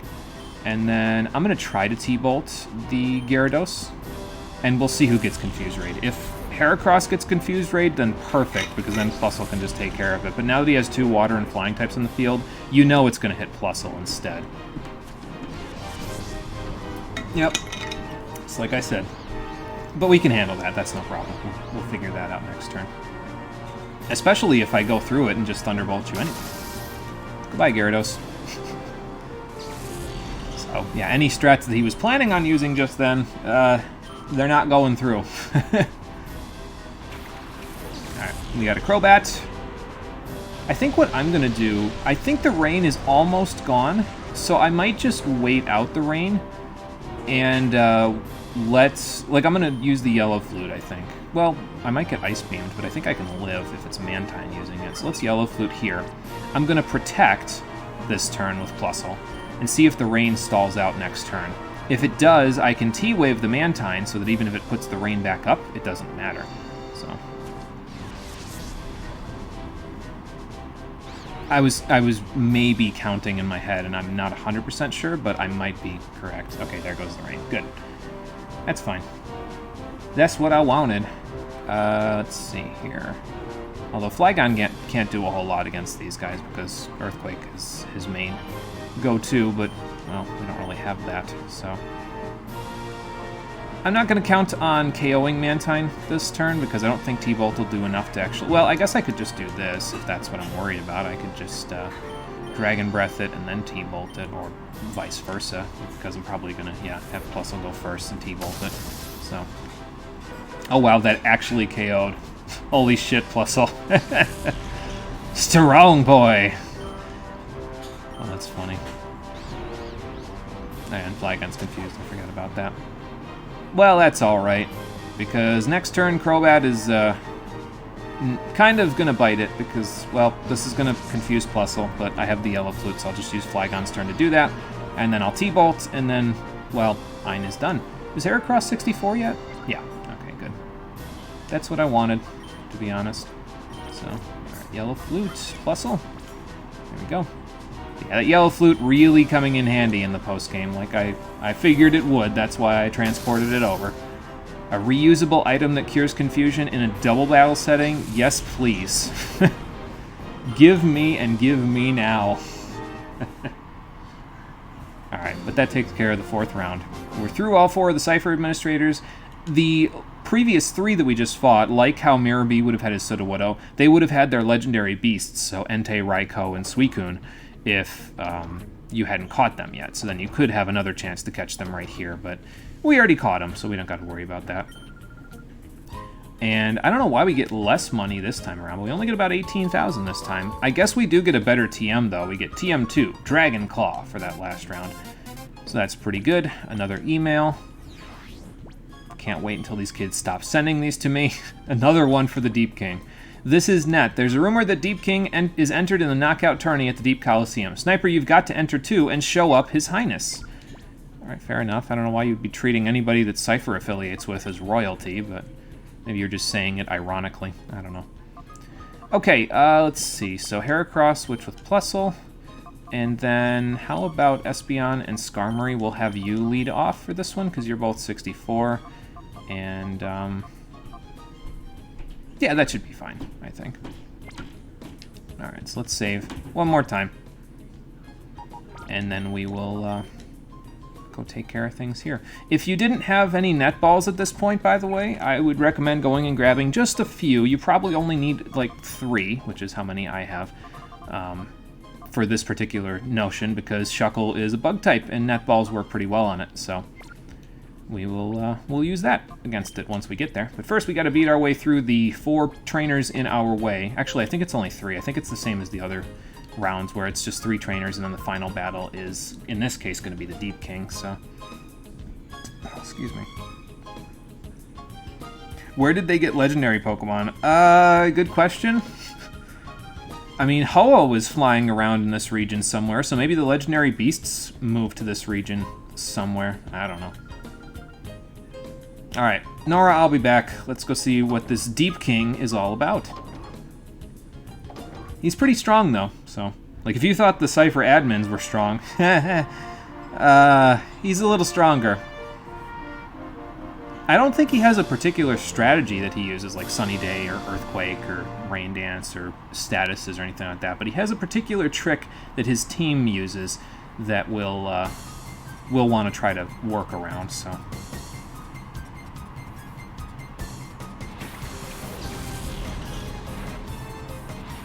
Just seems weird, though, that we're in the final round. Like, this is some of the last content in the game. These are, like, the final four... like, 4 out of the final 5 battles in the game. And the first round, they send it out an Incada and a Horsey? I mean, okay. But that seems a little bit strange. So... Right, at the moment, wild Pokemon are almost non-existent in the Ore region. They're so rare that most people don't think that they exist here at all. It's distinctly possible that Cypher acquired the legendary Pokemon before the desertification of the Ore region happened, because the desert in Ore, I forget, but I think there's like some lore thing somewhere.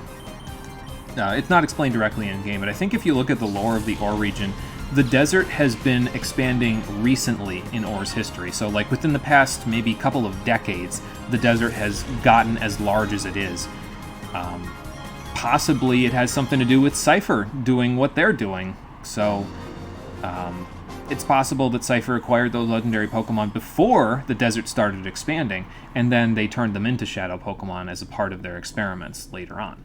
So, or they just imported them from the Johto region. I mean, it could be one, it could be the other, I don't know. I like the idea that the desert's been expanding just recently, and so the legendary beasts maybe were guardians of nature before that, because that sounds a little bit more lore-intensive, and I like that idea, but that doesn't mean it's the truth, you know?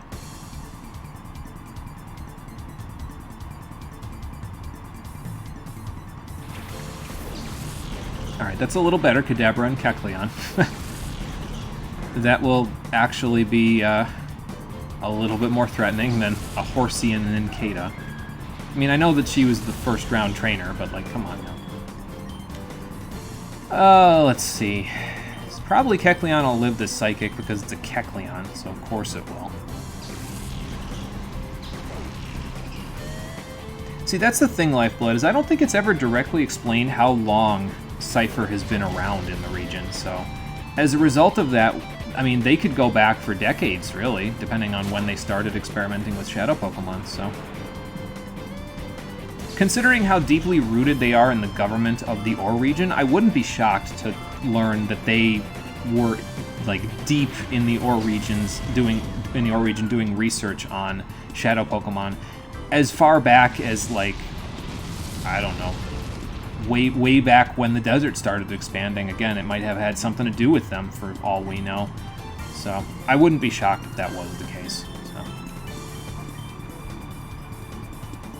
Well, Skarmory's probably going to faint next turn, because anything can KO it at this point, and Misdreavus is alive to actually do it, but to be fair, if Misdreavus is doing anything, it's probably going to Shadow Ball Espeon, so we might live to see another day.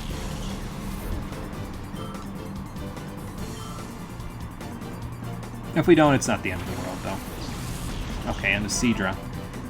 I guess they're just +1ing everybody else.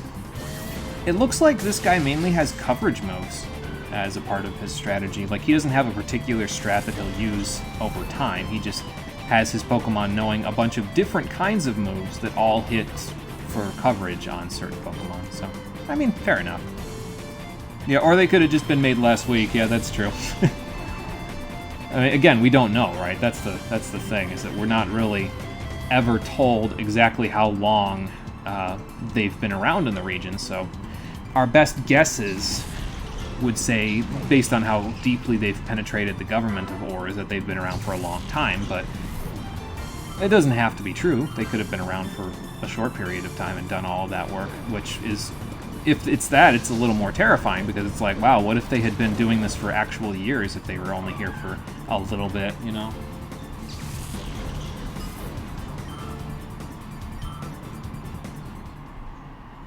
And actually thinking about it, like from a lore perspective, they mention when you go to the Under that this mining project that is now a Colosseum was actually how a particular individual, wealthy individual, earned their wealth at some point in Or's history. They never directly tell you who was the wealthy individual that created this mine and then got all of their wealth from getting all the precious metals from underneath the ore region. But it's vaguely hinted at that it's either Evis, who we fought as the final boss, or someone else that we'll see in the next game. So, but, I mean, Evis is an old man, so if he earned his wealth doing this and then he used that wealth to do research on shadow Pokemon, then yeah, that could have been decades ago. I don't know. I do know Espeon and Skarmory are just about one of the worst matchups that could be for this particular iteration of Pokemon that are out against me right now, so let's just fix that, shall we? How about Plusle? And how about Flygon? We'll do that, I think. I know Plusle's going to get to like 68 from all of this, but yeah. Oh, Pursuit. Okay. That's fine. I might take half my HP with this jank-ass animation, but that's okay. Ow. It's fine, I won't need Espeon for this battle, probably, so not a big deal.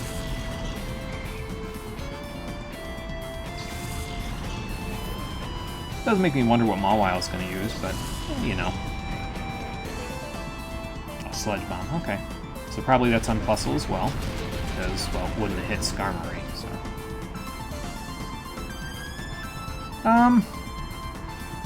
I'm gonna say we protect an Earthquake to get rid of the Mawile, and then I'll T-Bolt the Murkrow next turn and get rid of it. So we'll see what's up after this.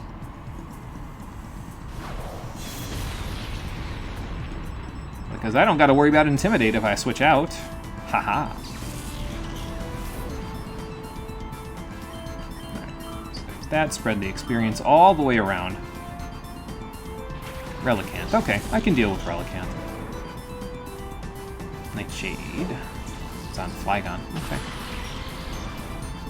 I mean, whatever works for you, I guess. Alright, Plusle, let's get rid of this Murkrow, and then Flygon, just do the best you can against Relicanth. If you don't one-hit it, it's fine. We'll deal with it next turn. But, well, we'll get some 4 times damage out of this, so... See, I'm glad I taught Flygon Giga Drain, because as it turns out, it's coming in handy in a lot of situations here.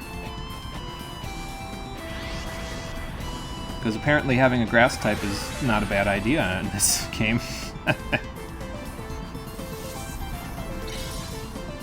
Well, we got all that HP back, so that's good. What do you got? Skull Bash. Okay, that's fine. Because that is never going to go off for you, unfortunately, Mr. Relicanth. Because I'm about to send you to the Shadow Realm, sir.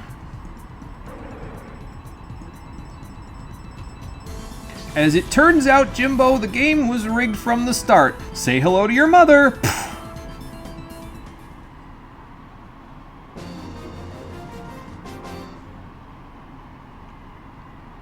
Okay. And that takes care of that. Let's see who this Deep King guy is. The final battle of Deep Colosseum is... another bodybuilder. Because of course it is. Most of the strongest trainers in Or are bodybuilders. Fair enough. He's wearing a fishnet shirt. This guy's snazzy. Alright, well, whatever. I won't worry about his fashion sense. Let's worry about his Pokemon first. That is the strongest Pokemon in the Or region, that Kingdra, right there. So Agnol, the Deep King, his main strategy is minimizing the number of weaknesses that his Pokemon have. His Pokemon, collectively, as a team, have, I think, a total of 5 weaknesses, minus his Shadow Shuckle, which has, well, obviously a few more weaknesses than just the 5. But it's got, like, 3 by itself. But the rest of his Pokemon don't. I'm going to try to set up a line of spikes before we start this battle off. We'll let Espeon do some screening and set up some spikes. The spikes are... This is the battle that I have spikes for. There's a very particular reason why I want to have spikes up. And you'll see what it is in just a little bit. We have something to avoid needing to use the spikes, but, well, I'm just going to try to make it so that we can use it. And then I'm going to get the hell out because... Well, actually, I might get the hell out right now because this is, yeah, definitely on Skarmory. Okay, that didn't do a whole lot of damage, so that's fine. Do I put up a Reflect? Nah, I think I'm just going to start working over Kingdra. And then... Let's see here. Girafarig. It's a Joyraf. These two are kind of special attackers, though, I think, mainly. So let's send in Plusle and see what it can do. We'll take care of... Probably won't use it on Kingdra next turn. I'll probably start working over Girafarig, but, I mean, Thunderbolt's probably a 2-hit KO. Might be a 1-hit KO if I Helping Hand it. We'll see. Ooh, that's a crit. Goodbye, Kingdra. And there goes the strongest Pokemon in the Ore region, ladies and gentlemen. It attracted something and then promptly hit the floor. Fantastic.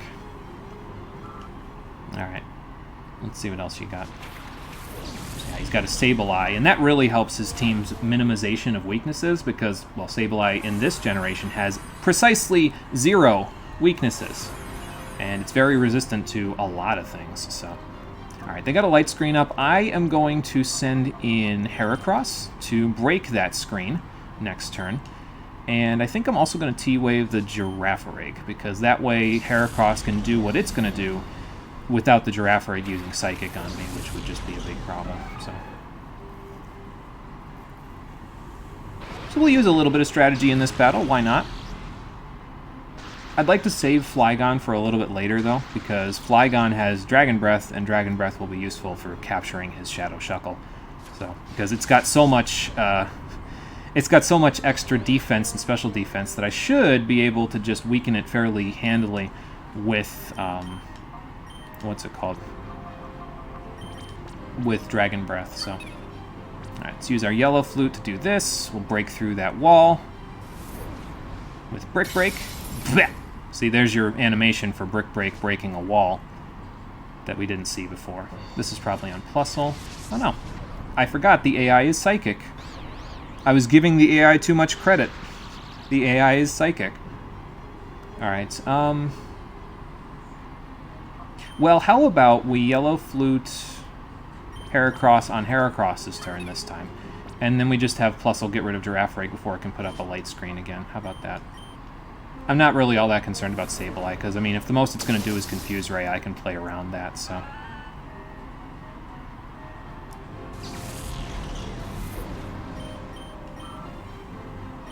Alright, so there's that.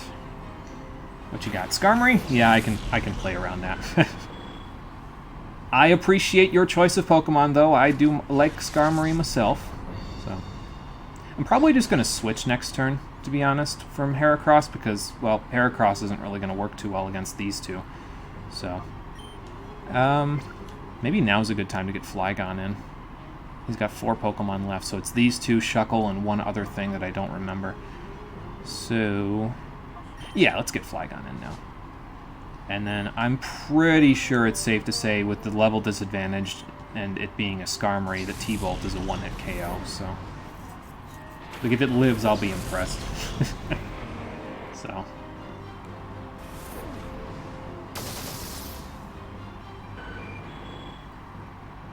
Yeah, so far he's had a weakness to Dragon, Bug, Dark, Electric, and Fire. And I think that's it, because Sableye has nothing. Kingdra just has that Dragon weakness. Electric and Fire is Skarmory. Bug and Dark is Girafarig. And this is why I wanted Spikes. Shedinja. Who is now dead. Yeah, I mean, we had Flygon to use Flamethrower on it, so I wasn't too concerned about it, and we had Skarmory to use Drill Peck. But I said, well, I don't have another move that I can have Skarmory use at this point, so why don't I just use Spikes? That seems like a good idea to me. And it worked out, so... It'll also do a little prior damage to his Shadow Shuckle, so that's good. Not going to be enough to make it easier to catch, but... Well, there you go. It's a Shadow Shuckle. Also, I don't know when Nora got here. She probably ran in when she was like, oh, it is actually the Deep King. Okay, cool. So. But now I got to play around Sableye a little bit here. So. How about we KO Sableye first before we start working on the Shuckle? Because I'm probably just going to T-Wave it and use Dragon Breath on it, and then I'm just going to throw a Net Ball and it'll be caught, so... Oh, okay. Well, I guess I'm going to Flamethrower it instead of that, because whatever, it'll still live, though. It's a Shuckle. It'll take the one hit.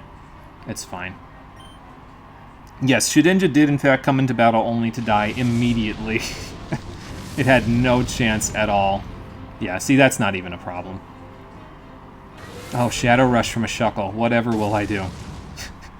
That was against my lowest defense Pokemon, and it did 11. Shuckle, you got a lot to prove there, sister. Alright, let's toss out a Net Ball, and if it doesn't work, we'll paralyze it, and then we got a couple more Net Balls, and worst comes to worst, we have a bunch of Ultra Balls as well, so it's fine. This went very well for us, all things considered. Let's hope the capture goes just as smoothly.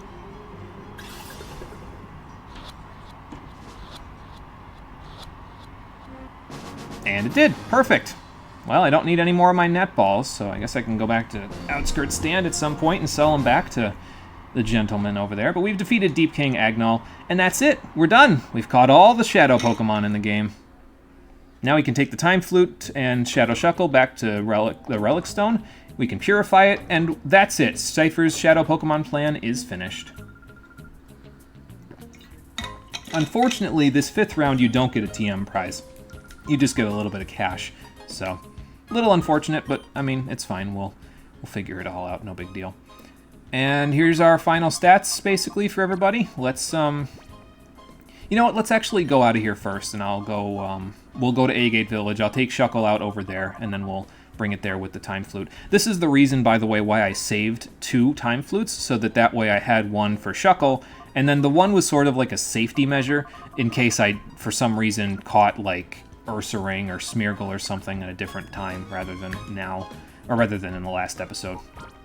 So, it's just a safety net. So now we have a souvenir, so that's fancy. Alright, let's get rid of this amulet coin because it'll never be useful again. And then, sure, I'll save just because, why not? So we'll go Purify Shuckle, and then that'll do it. We'll call it a day, and call it a playthrough as well. My next playthrough that I'm going to be doing for the stream is going to be another series of games, just because they're really expensive to replace if I don't play them now, and we have all of them at my house, so I figure I'll do them before I move out, you know, I might as well. So, but actually that is going to be interrupted midway through at some point, because I finally have my Wisdom Teeth scheduled to be removed. They will be removed on October 25th.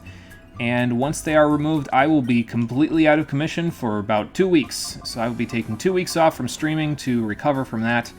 And whatever we get done from the next games I play, we'll get done before that. Excuse me. And then after we're done with that, and after I'm done recovering, we'll come back and we'll continue. And then after we're done with that series, we'll continue with my GameCube projects and we'll move along from there. But we've beaten all of the Colosseums in the game, so that's good. Let's go finish this bad boy up, shall we? I didn't even need Roar or Taunt on Skarmory. I still managed to keep Mimic going, so that's cool. Alright, back to Agate Village for our last little jaunt here.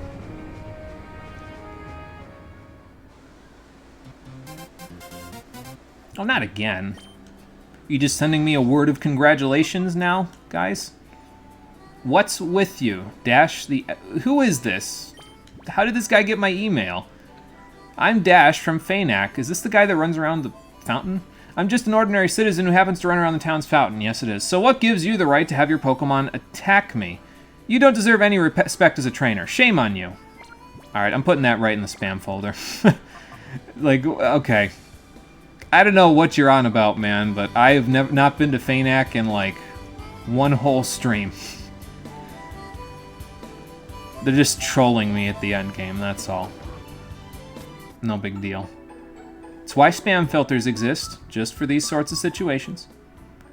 Alright, so let's take this, and let's grab our Shuckle. No items, unfortunately, no nuggets to give me extra money. Not that I need it at this point, but, you know. Alright, yeah, let's let Espeon take a rest in the, in ye old PC here. Let's see.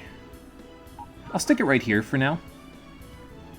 No, actually, I'll stick it right here for now, where Shuckle is going to go in a little bit once it's done. And then we'll go from there. Alright, and let's go Purify Shuckle. I don't know what its nature is, but it doesn't matter because we're going to summon Celebi and purify it immediately, so it won't be a big deal.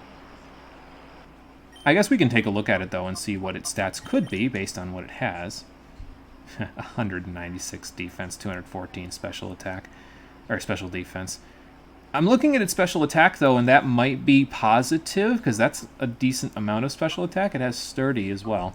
I don't think it gets, like, any attacking moves, though, when you purify it. I think it has, like, maybe it has Bind, and that's about it.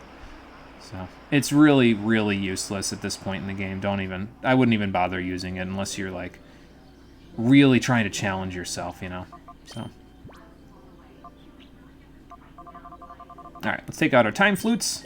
And we'll use one of them to get Celebi back here so we can take care of this last Shadow Pokemon, and then we're good.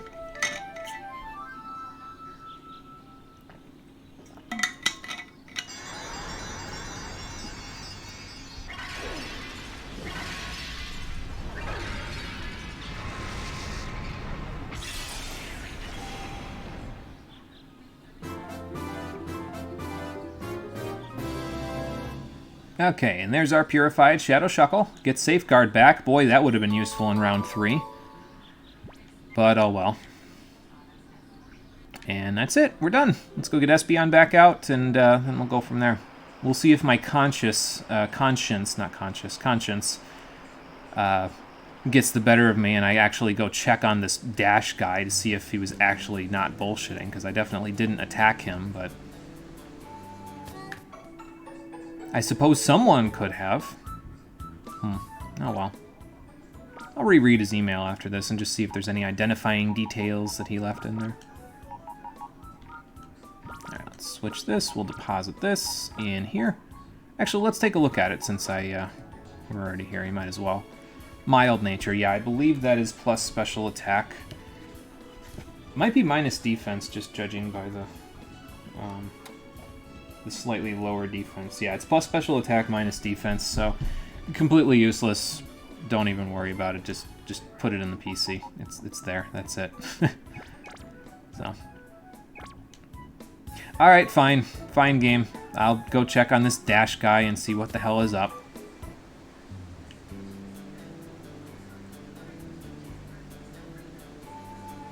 Actually, yeah, let's read the email again, just see if there's any identifying details that they've got there. Oh, that's a snag list. That's not what I want. There we go. Yeah, not a whole lot of identifying information to say. It's just, apparently it's me attacking him, which is, of course, impossible, but, well, whatever. Let's just go take a look. Because it can't hurt, right?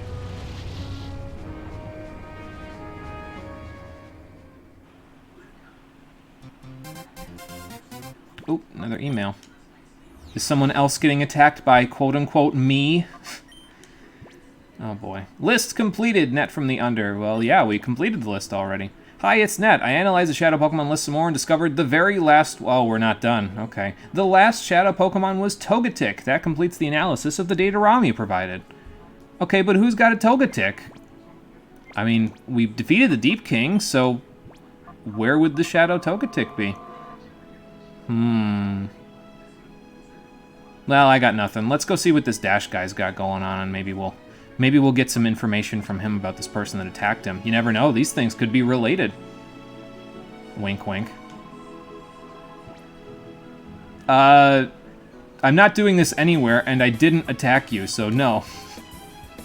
Well, I mean, I figured that much, but okay. Maybe we should go check in with Net, see if he has any clues as to where the last Shadow Pokemon could be. You've never done this part? Well, you're going to be in for some interesting developments, I suppose. Oop, my email again. Might be Net with some clues. See, now I want them to give me some more information. It's Bid in the Under. Sniper, I caught you on film in an unbelievable scene that's terrible and shocking. What's your problem? Are you attacking people with a Shadow Togetic? Okay, so they are related. Whoever's walking around doing this, apparently looks exactly like me and is attacking people with the final shadow Pokemon in the list. So that's just great. Well, and that's not going to give us any clues at that rate, though, because it sounds like Bit has more information than I do. Maybe we should go check in with... I know Dash just said he has nothing to say to us, but maybe we should go check in with him again, just see if now that Bit has sent us this, he's had a change of heart and he'll give us some more information on the person that attacked him. Or we could have Nora work her charms on him, I don't know. I think you have to do things in a certain order here, though. Like, I think you might have to... I don't know if you have to talk to him again in order for this to happen, or... I don't know the exact order of events here. I guess I could look at the guide. The guide probably would tell me what the exact order of events is here. Let me see.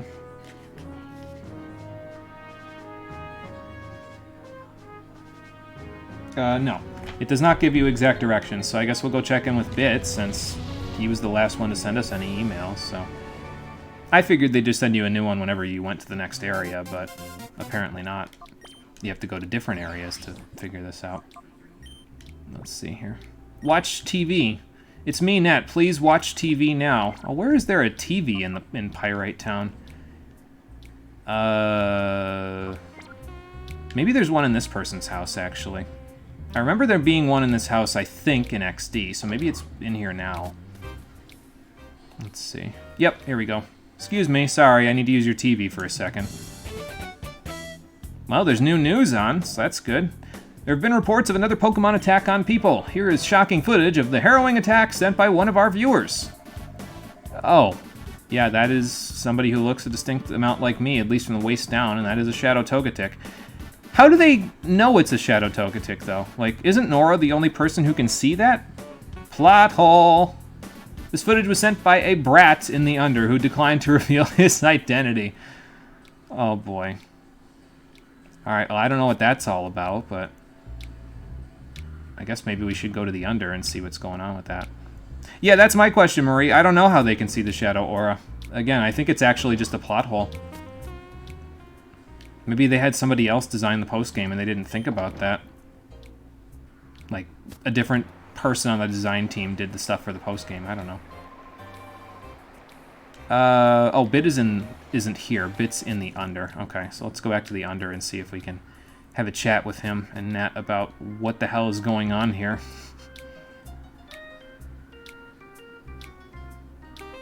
Yeah, basically it's just like the other side quests in the end of the game here. You gotta follow the emails until you're done, so... Alright, well, let's go check in with Bit and Nat and see if they have any... I mean, they have footage, so I would imagine they have some sort of identifying information on this person. Maybe.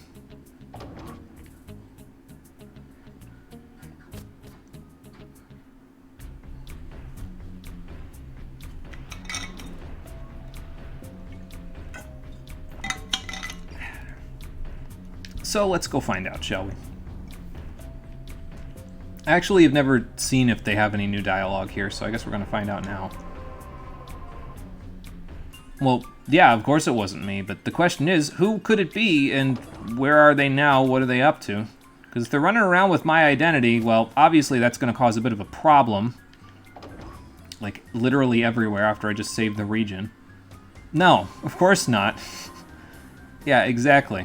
Well, they don't have any identifying information for me, unfortunately. No, and you don't say anything new. What's up, Shroomish? Alright. But yeah, it's basically just follow the emails. So now we gotta go to, I think, a different location from the other places we've gone so far. So I gotta go to, like... I don't know, Realgam Tower, I guess? Or Agate Village again, maybe? Because I don't think you can get an email if you go to a place that you've already gotten one of the emails from. Or maybe you can, and I'm just making this more complicated than it has to be. I don't know. We'll go to Mount Battle. That's what we'll do. We'll go to Mount Battle and we'll see what's... Or, well, actually, let me think about that. No, probably Agate Village or Phanex City would probably be my best bets, and just see if either one of those work, so...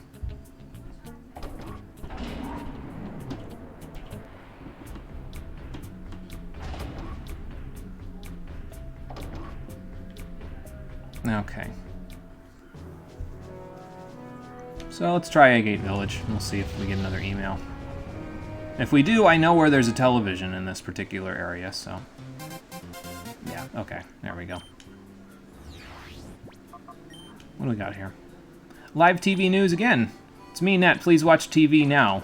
Alright, you guys are always assuming that I'm somewhere where I can just go and find a television. Thankfully, I am in a location where I can just go and find a television, but, like, what if I'm somewhere where they don't have a television for me to watch the news on, you know? Hi there, Egan. Hi there, Bella. We gotta use your TV real quick.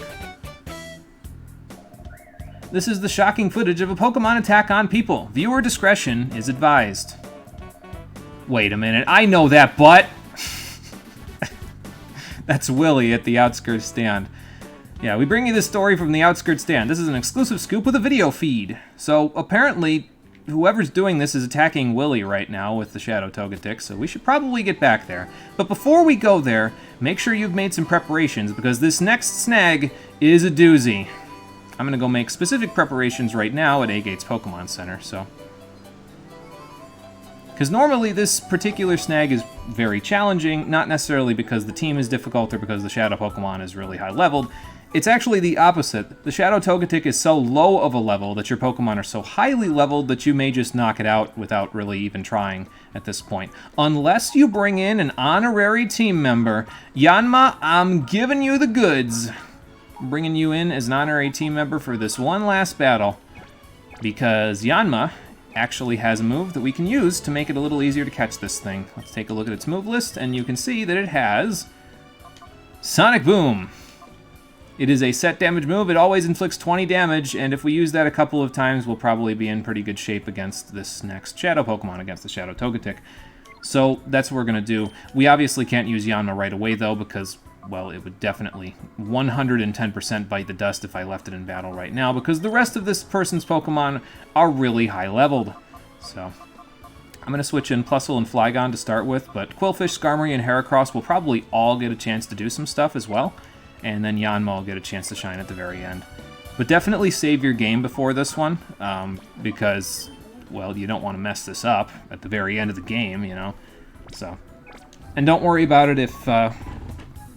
you know, you take your time setting up for this, because the live video feed footage there, it takes this person a while to beat down Willie's Pokemon for some reason. I don't know why, but they're going to be there forever, basically. Until you go to Outskirts Stand, they'll always be there, so. Alright, but that's where we're headed next, so let's head back to the place where this all began and finish this.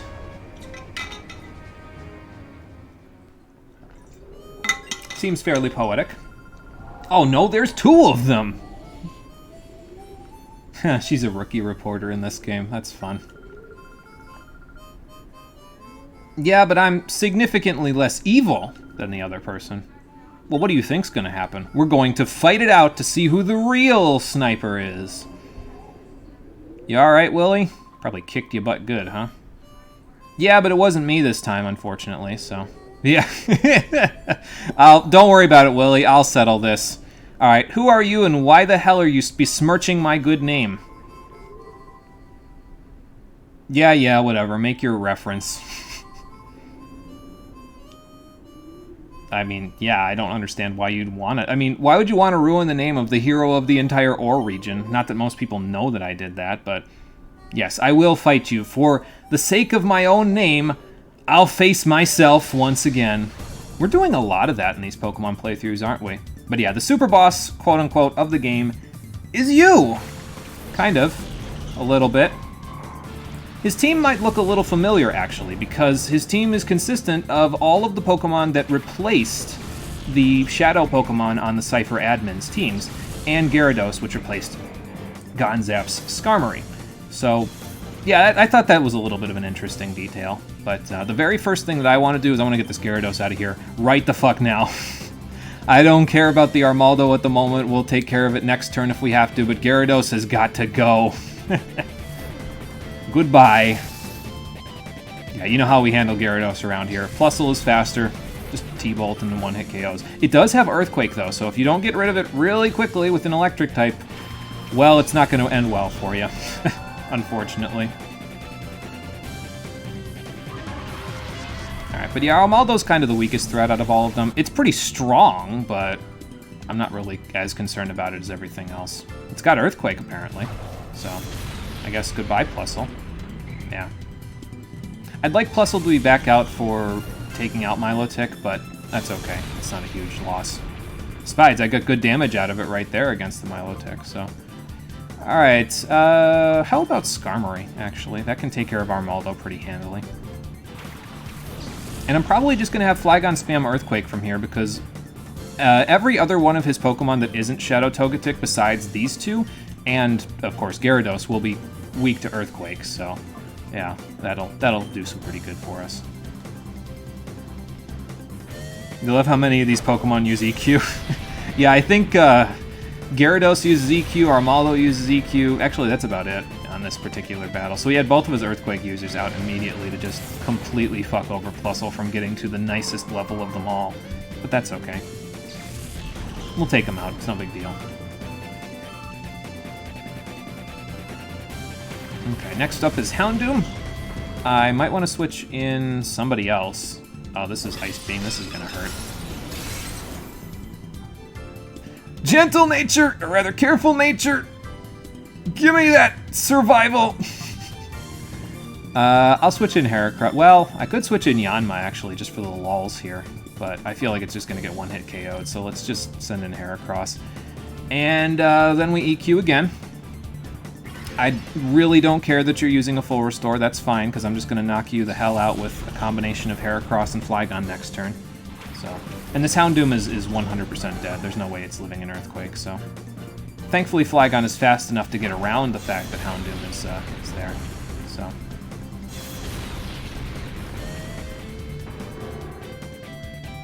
Goodbye. Hopefully Flygon is fast enough to get around his other Pokemon that I should be using Earthquake on as well. But we'll see that next turn. Yeah, it's Manectric, that's his next one. And don't worry about spamming Earthquake in this battle either, because Shadow Togetic, of course, floats directly over any Earthquakes with its flying typing.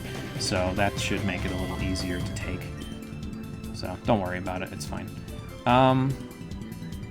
Let's see, if I crit the Milotic...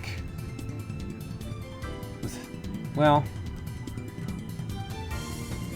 Yeah, if I crit the Milotic with Flygon's Earthquake, then I'm gonna have to basically eat it because I'm gonna have to reset from accidentally knocking out the Togetic. So I think what I'll do instead is I'll Hyper Potion Flygon with Heracross's turn, just to give it an opportunity to survive anything that's oncoming, and then we'll Earthquake, and we'll go from there. Because that'll get rid of the Manectric, I'm not worried about that. And then if it crits Milotic and KOs it, that's great. If it doesn't, then, well, it's fine. I'll probably get Ice Beamed again, and then we'll go from there. Yeah, that's fine. And his last one is the Shadow Togetic at level 20. Yeah, that could be a bit of a problem, because pretty much anything I do at this point besides Thunder Wave will knock it out. So, yeah, we're gonna wanna like make that a little bit... 10! I'm living on 10! We're going to want to be a little careful with that. That's the point. Alright, so Heracross use Brick Break, and then Flygon, get the hell out of here. Yanma, you're up. Honorary team member a go-go. So we can start Sonic Booming. I'm going to revive Plusle as well. And Yanma's going to get to level 34 from this. Oh my god. That's funny. One last level up at the end. But yeah, I want to revive Plusle so I can get a Thunder Wave off as well, and we'll just switch Heracross out to do that, so... Nice. 3 attack, nice! I think it has an Adamant nature, so that's why I got 3 attack just then. But yeah, I'm not even worried about Togetic's attacks. Whatever it does is just completely inconsequential to me. It's just a matter of making sure that I don't accidentally knock it out, which is why Yanma is here. So, what does it have? Charm, Sweet Kiss, Yawn, and Shadow Rush. So yeah, absolutely nothing that it can do to you that does anything even remotely threatening. So, alright, let's revive Plusle. We'll get a T-Wave off. We'll go from there. Yes, it will die if you look at it the wrong way, and that is the one and only reason why we have Yanma, because it's a lower level, and it has access to this fixed damage move. So good work, Yanma. You're actually going to be useful for something here. Okay, that's enough. Don't be useful for anything else now. I'll probably use Detect next turn while I switch Plusle in, because that way I can avoid having it take too much Shadow Rush damage for itself. And let's switch in Plusle, we'll get a T-Wave going, and we'll go from there. So let's use Detect. Yeah, Yanma is absolutely 100% geared for this battle and this battle only. It doesn't have really much of a use anywhere else in the game, but this is the place where Yanma shines, right here, because of its lower level and access to Sonic Boom. Excuse me, Sonic Boom. I thought I could hold that in before I was done. So.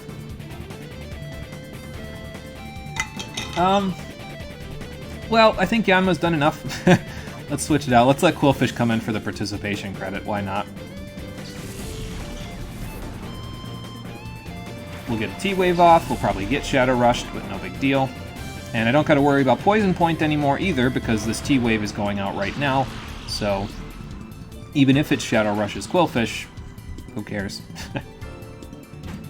And even if it hits Sweet Kiss, that's actually good for me, because then I can just waste a turn using the Yellow Flute, and I don't got to worry about like spamming Protect or anything like that. So, alright, let's use some Ultra Balls, and after this, we'll never need Pokeballs again, so let's make these ones count. Worst comes to worst, we'll just get out the Timer Balls, because by the time I run through all these Ultra Balls, the Timer Balls will be very effective, so. But yeah, Togetic's catch rate is surprisingly low considering its low level, so gotta be a little careful with it. Let's do Helping Hand, and then we'll throw another one. But yeah, this is the gist. Just do this, and once we're done with this, we'll be good. Of course, this is going to take, like, really long now, because it's not quite at half yet, so. Just to spite me, it's going to take a long time. Yep, see? I was going to say, reverse psychology. It works, but it did not work there for me. Oh, well. Yeah, this is it. Once you're done with this battle, well, we're going to go purify Togetic, of course, but then after that, well, there's one more battle that I'm going to go do, but it's completely inconsequential, so don't worry about it at all. I'll Protect. Just make sure I'm on Protect so I don't accidentally T-Bolt this thing and I have to reset.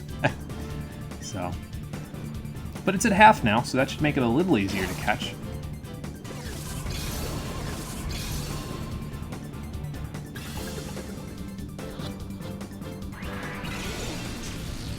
That fight, you heard about that fight? I hope that I'm going to be doing the fight that you're thinking of. I don't know. We'll see. Alright, let's Helping Hand and then throw another ball. Timer Balls will probably start being effective pretty soon, actually. Probably in the next 4 Ultra Balls. After those, it'll probably be effective. I just don't want to use Sonic Boom on it again, because knowing my luck, I'll Sonic Boom it, and then it'll break through its Paralysis and Shadow Rush and then knock itself out, so I don't want to do that if I can afford not to, you know?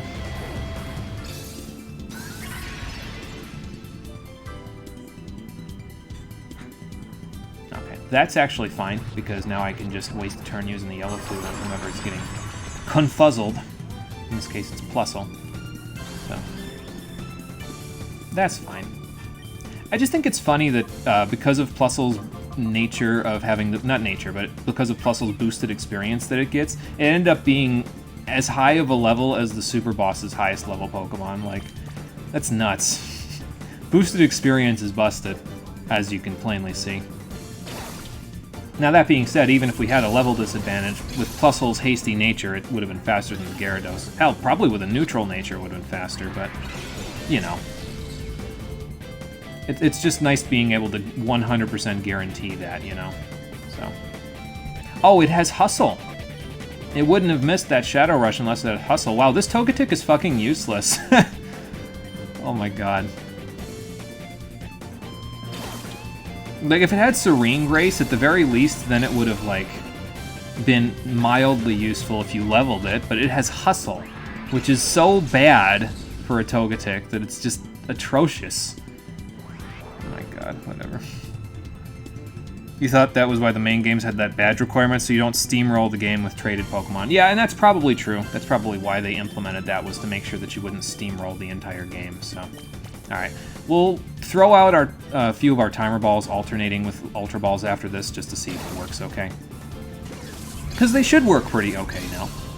But I'll probably save one, and again, worst comes to worst, I'll use the glitch, but I'd prefer not to, if I can afford not to, with this last little bit.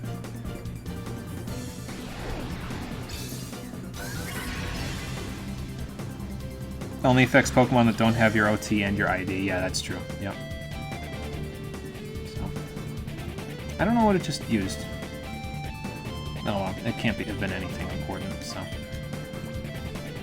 Alright, let's throw a timer ball, because at this point it's been probably 15 turns. I mean, I've spent half of them trying to catch this thing, but, you know, whatever. If you use a rare candy cheat, you can keep leveling up and even level 100 Pokemon will listen as long as they're yours. Yeah, cheat codes win again, of course. Hey, we got it. Nice. And now we have all the Shadow Pokemon in this game, so... We've also defeated ourselves, so that's good. Well, yeah, I mean, what did you expect? You're impersonating the best trainer in the Ore region. Just because you're impersonating my look doesn't mean you can impersonate my strength. So yeah, as it turns out, it was a disgruntled Cypher Peon the whole time. His name is Fane. Like, Faint. He disguised himself as me. Yeah, I don't know about that, man. I mean, the reporter's right here to tell us, hey...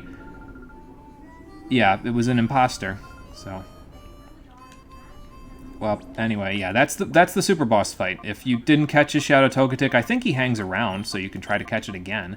But, well, we caught it, so I'm not really all that concerned about it. Yeah, no, you're not really going to do anything for me here, so let's let Quillfish and Skarmory go out here. I'm going to go back to Fanac and tell Dash that this was all a misunderstanding. And then I'm going to come back here after we're done. We'll sell off our Pokeballs because we'll never need them again.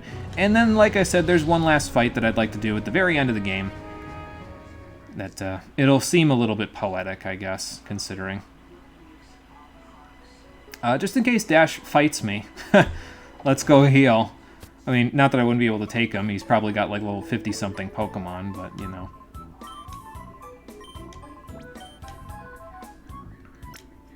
But yeah, that's the gist of that little event. Once you have snagged his Shadow Togetic, it's over. The game is over, basically. You're done.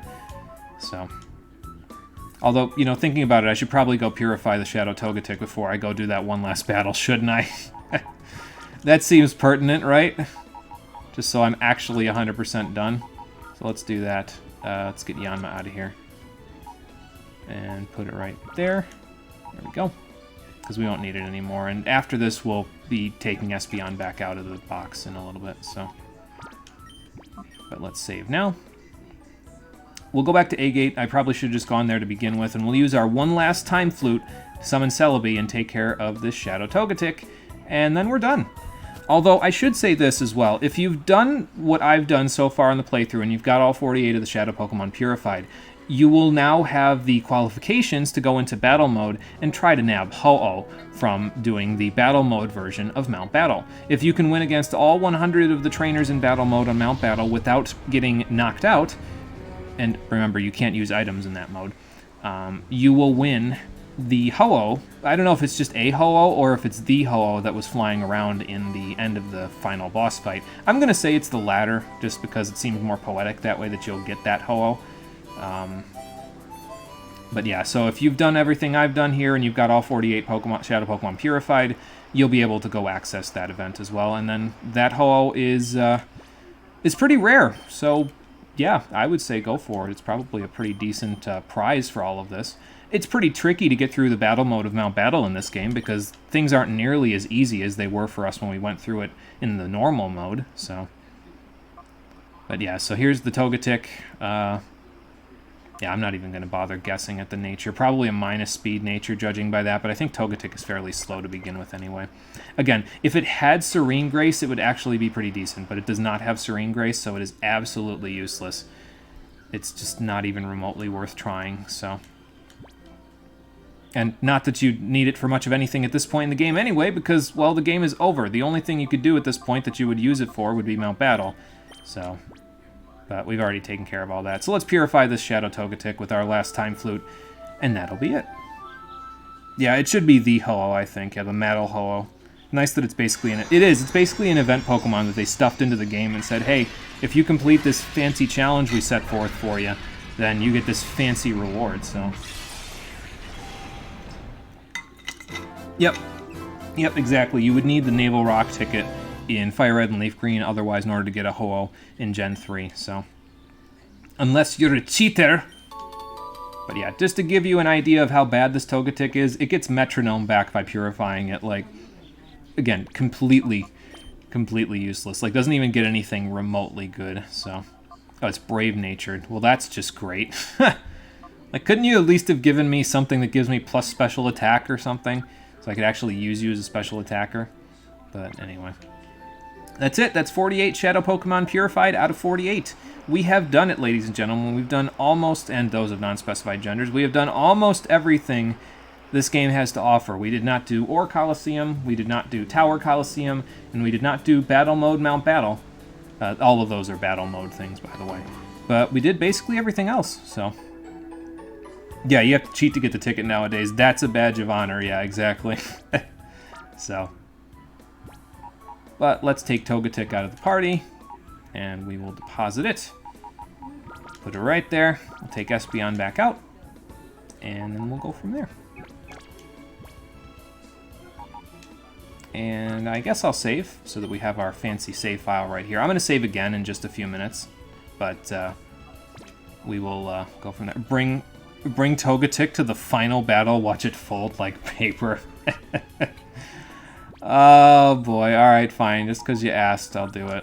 We'll have Umbreon on one end of the boxes and Espeon on the other end, so... Alright, so new challenge. Try to let Togetic survive the final battle. I doubt that that's actually going to happen, but, you know, it's a thought. No, I know you were joking, but I'll do it. It's fine. I mean, what's the worst that could happen, right? So, well, actually, let's do this. We'll do Togetic and Flygon, and then we'll send Heracross in if Togetic faints, so... Let's do that. My team is a mess right now, but don't mind that. There we go. Okay, so we'll take it with us into the final battle. So let's go do it. You madman, oh, I know. I mean, I don't care. This battle is incredibly inconsequential, so I don't care at all. I mean, Espeon would be nice to have for the screens, but... See, now, it's funny, because watch him kick my ass after we're done with this, so...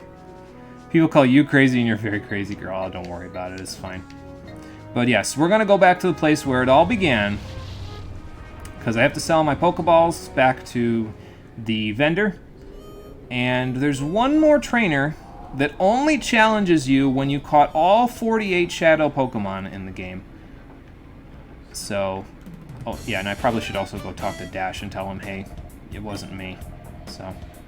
Oh, good, they're back to this again. Fantastic. Well, anyway, if you go back and talk to Dash, he's just like, oh, I saw the news, it wasn't you, basically, so... I don't feel like going... Well, maybe I'll go there after I'm done fighting this last trainer, so... Hey, man, thanks for all the help with all the Pokeballs you gave me, but I'm gonna give them back to you now. Here you go. I'll never need them again, so... Yeah, reruns of the news. That particular rerun right there has been running for the basically from the halfway point of the game all the way for the rest of it. So, yeah, it's probably not good for ratings either. So that's just great. All right, let's go battle the trainer that we battled at the very beginning of this. And unfortunately, this time we don't have Espeon or Umbreon to finish things out, but it's fine. We've got a bunch of other good Pokemon, and Espeon and Umbreon deserve the rest. So, Willie. How about you fight the real thing? Oh, he's not going to fight the real thing. Okay. That's a little anticlimactic. The Bulbapedia says he'll fight you if you have all 48 Shadow Pokemon snagged, but apparently he's not willing. Alright, let's go talk to Dash first, and then I'll come back and see if he's willing at that point.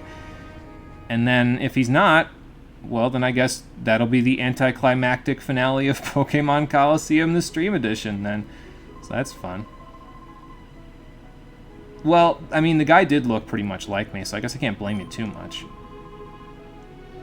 I mean, you stop whenever you feel like it, Dash, whenever you've broken a good sweat. So, okay, let's go see if Willie is willing now. And if he's not, well, we'll bring Espeon back into the party and we'll call it a day. But yeah, Bulbapedia told me, yeah, he'll only rematch you once you've caught all 48 of the Shadow Pokemon, so... I don't know. I guess we'll find out right now. Okay, there we go. Now he's gonna fight me. So you wanted to fight the real thing after not fighting the real thing, huh? Alright, Willie, let's see what you've got. One last time. And we get to listen to the awesome first battle theme one last time before the stream is over. So. But yeah, his team is really not good at all. It's Linoon and Dodrio, and I am just now thinking about the fact that I probably should have taught Togetic Protect before doing this. That would have probably been a smart thing, but oh well.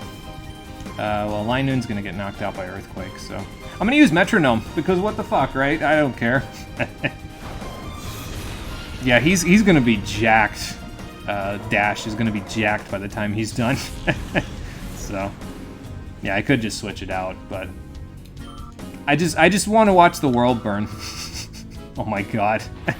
Got a billion experience from it there. But yeah, Willie has varied up his team just a little bit now. So. And there goes... man, it was a crit too. You suck, Togetic. Okay, challenge over. Heracross, just kill everything. I don't even care anymore. Although Dodrio could probably KO Heracross if I'm not careful, but it's fine. I'm not even worried about it.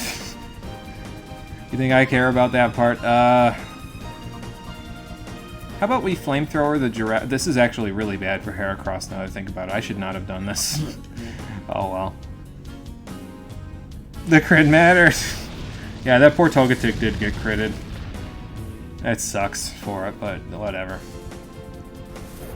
Don't worry about it though. Togetic is one of those situations where it's similar to Togepi, or not Togepi, Ursaring in this game, where if you wanted to use Togetic in this game, well, the next game will give you a chance to do so. It's a little bit less of a good chance than with Ursaring, but, well, the chance is there just in case, so. Alright, Flygon, Heracross, let's just bring this home. Actually, hang on. Let me try to hit one last Mega Horn since my other challenge did not work. Let's see if we hit one last Mega Horn to finish this whole thing up.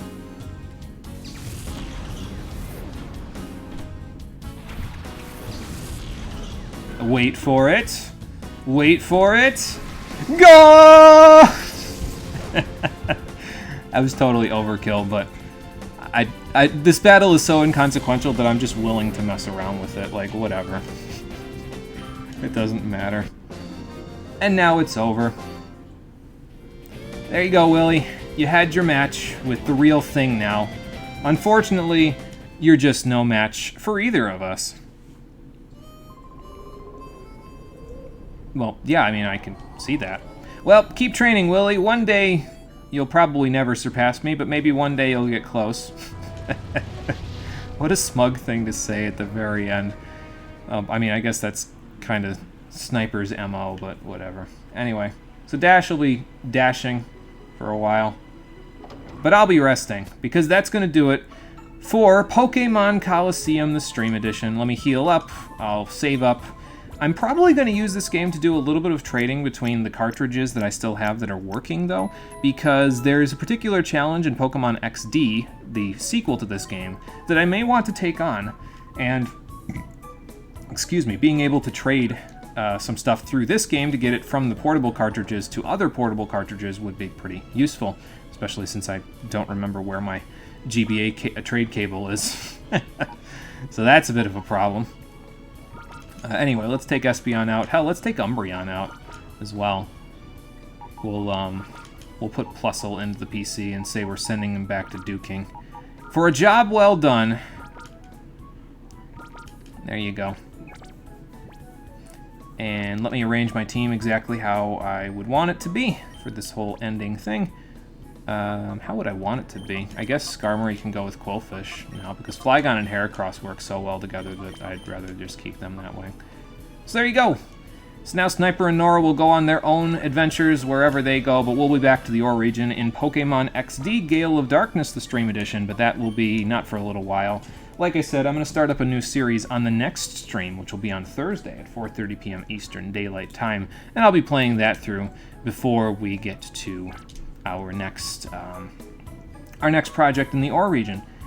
So, that's going to do it, like I said, for Pokemon Colosseum, the Stream Edition. The cable's in a box, most likely. In the Abyss, probably. Oh, probably. I probably lost it in the Abyss the last time I played Dark Souls.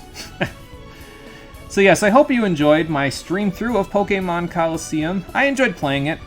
It was a nice, refreshing change of pace for me, personally, because I don't often play this game anymore, especially after XD came out. I usually just defaulted to playing that instead. So it was nice to come back to this one and finally complete almost 100% of it, because I definitely didn't purify all the Shadow Pokemon when I played this as a kid. But now I have, and I can call that challenge complete and rest on my laurels.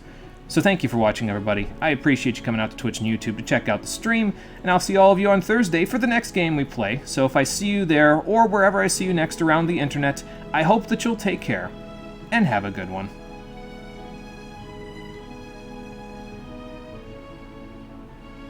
So this is my oasis, huh? All these Shadow Pokemon that I've got, and nothing to do with them. Well, maybe we'll take them with us wherever we go next. Not that we'll ever know where that is, but... it's up to you. Where you think Sniper goes next, that's where he goes. And he's gonna take Nora with him, because that ship has set sail! Hey!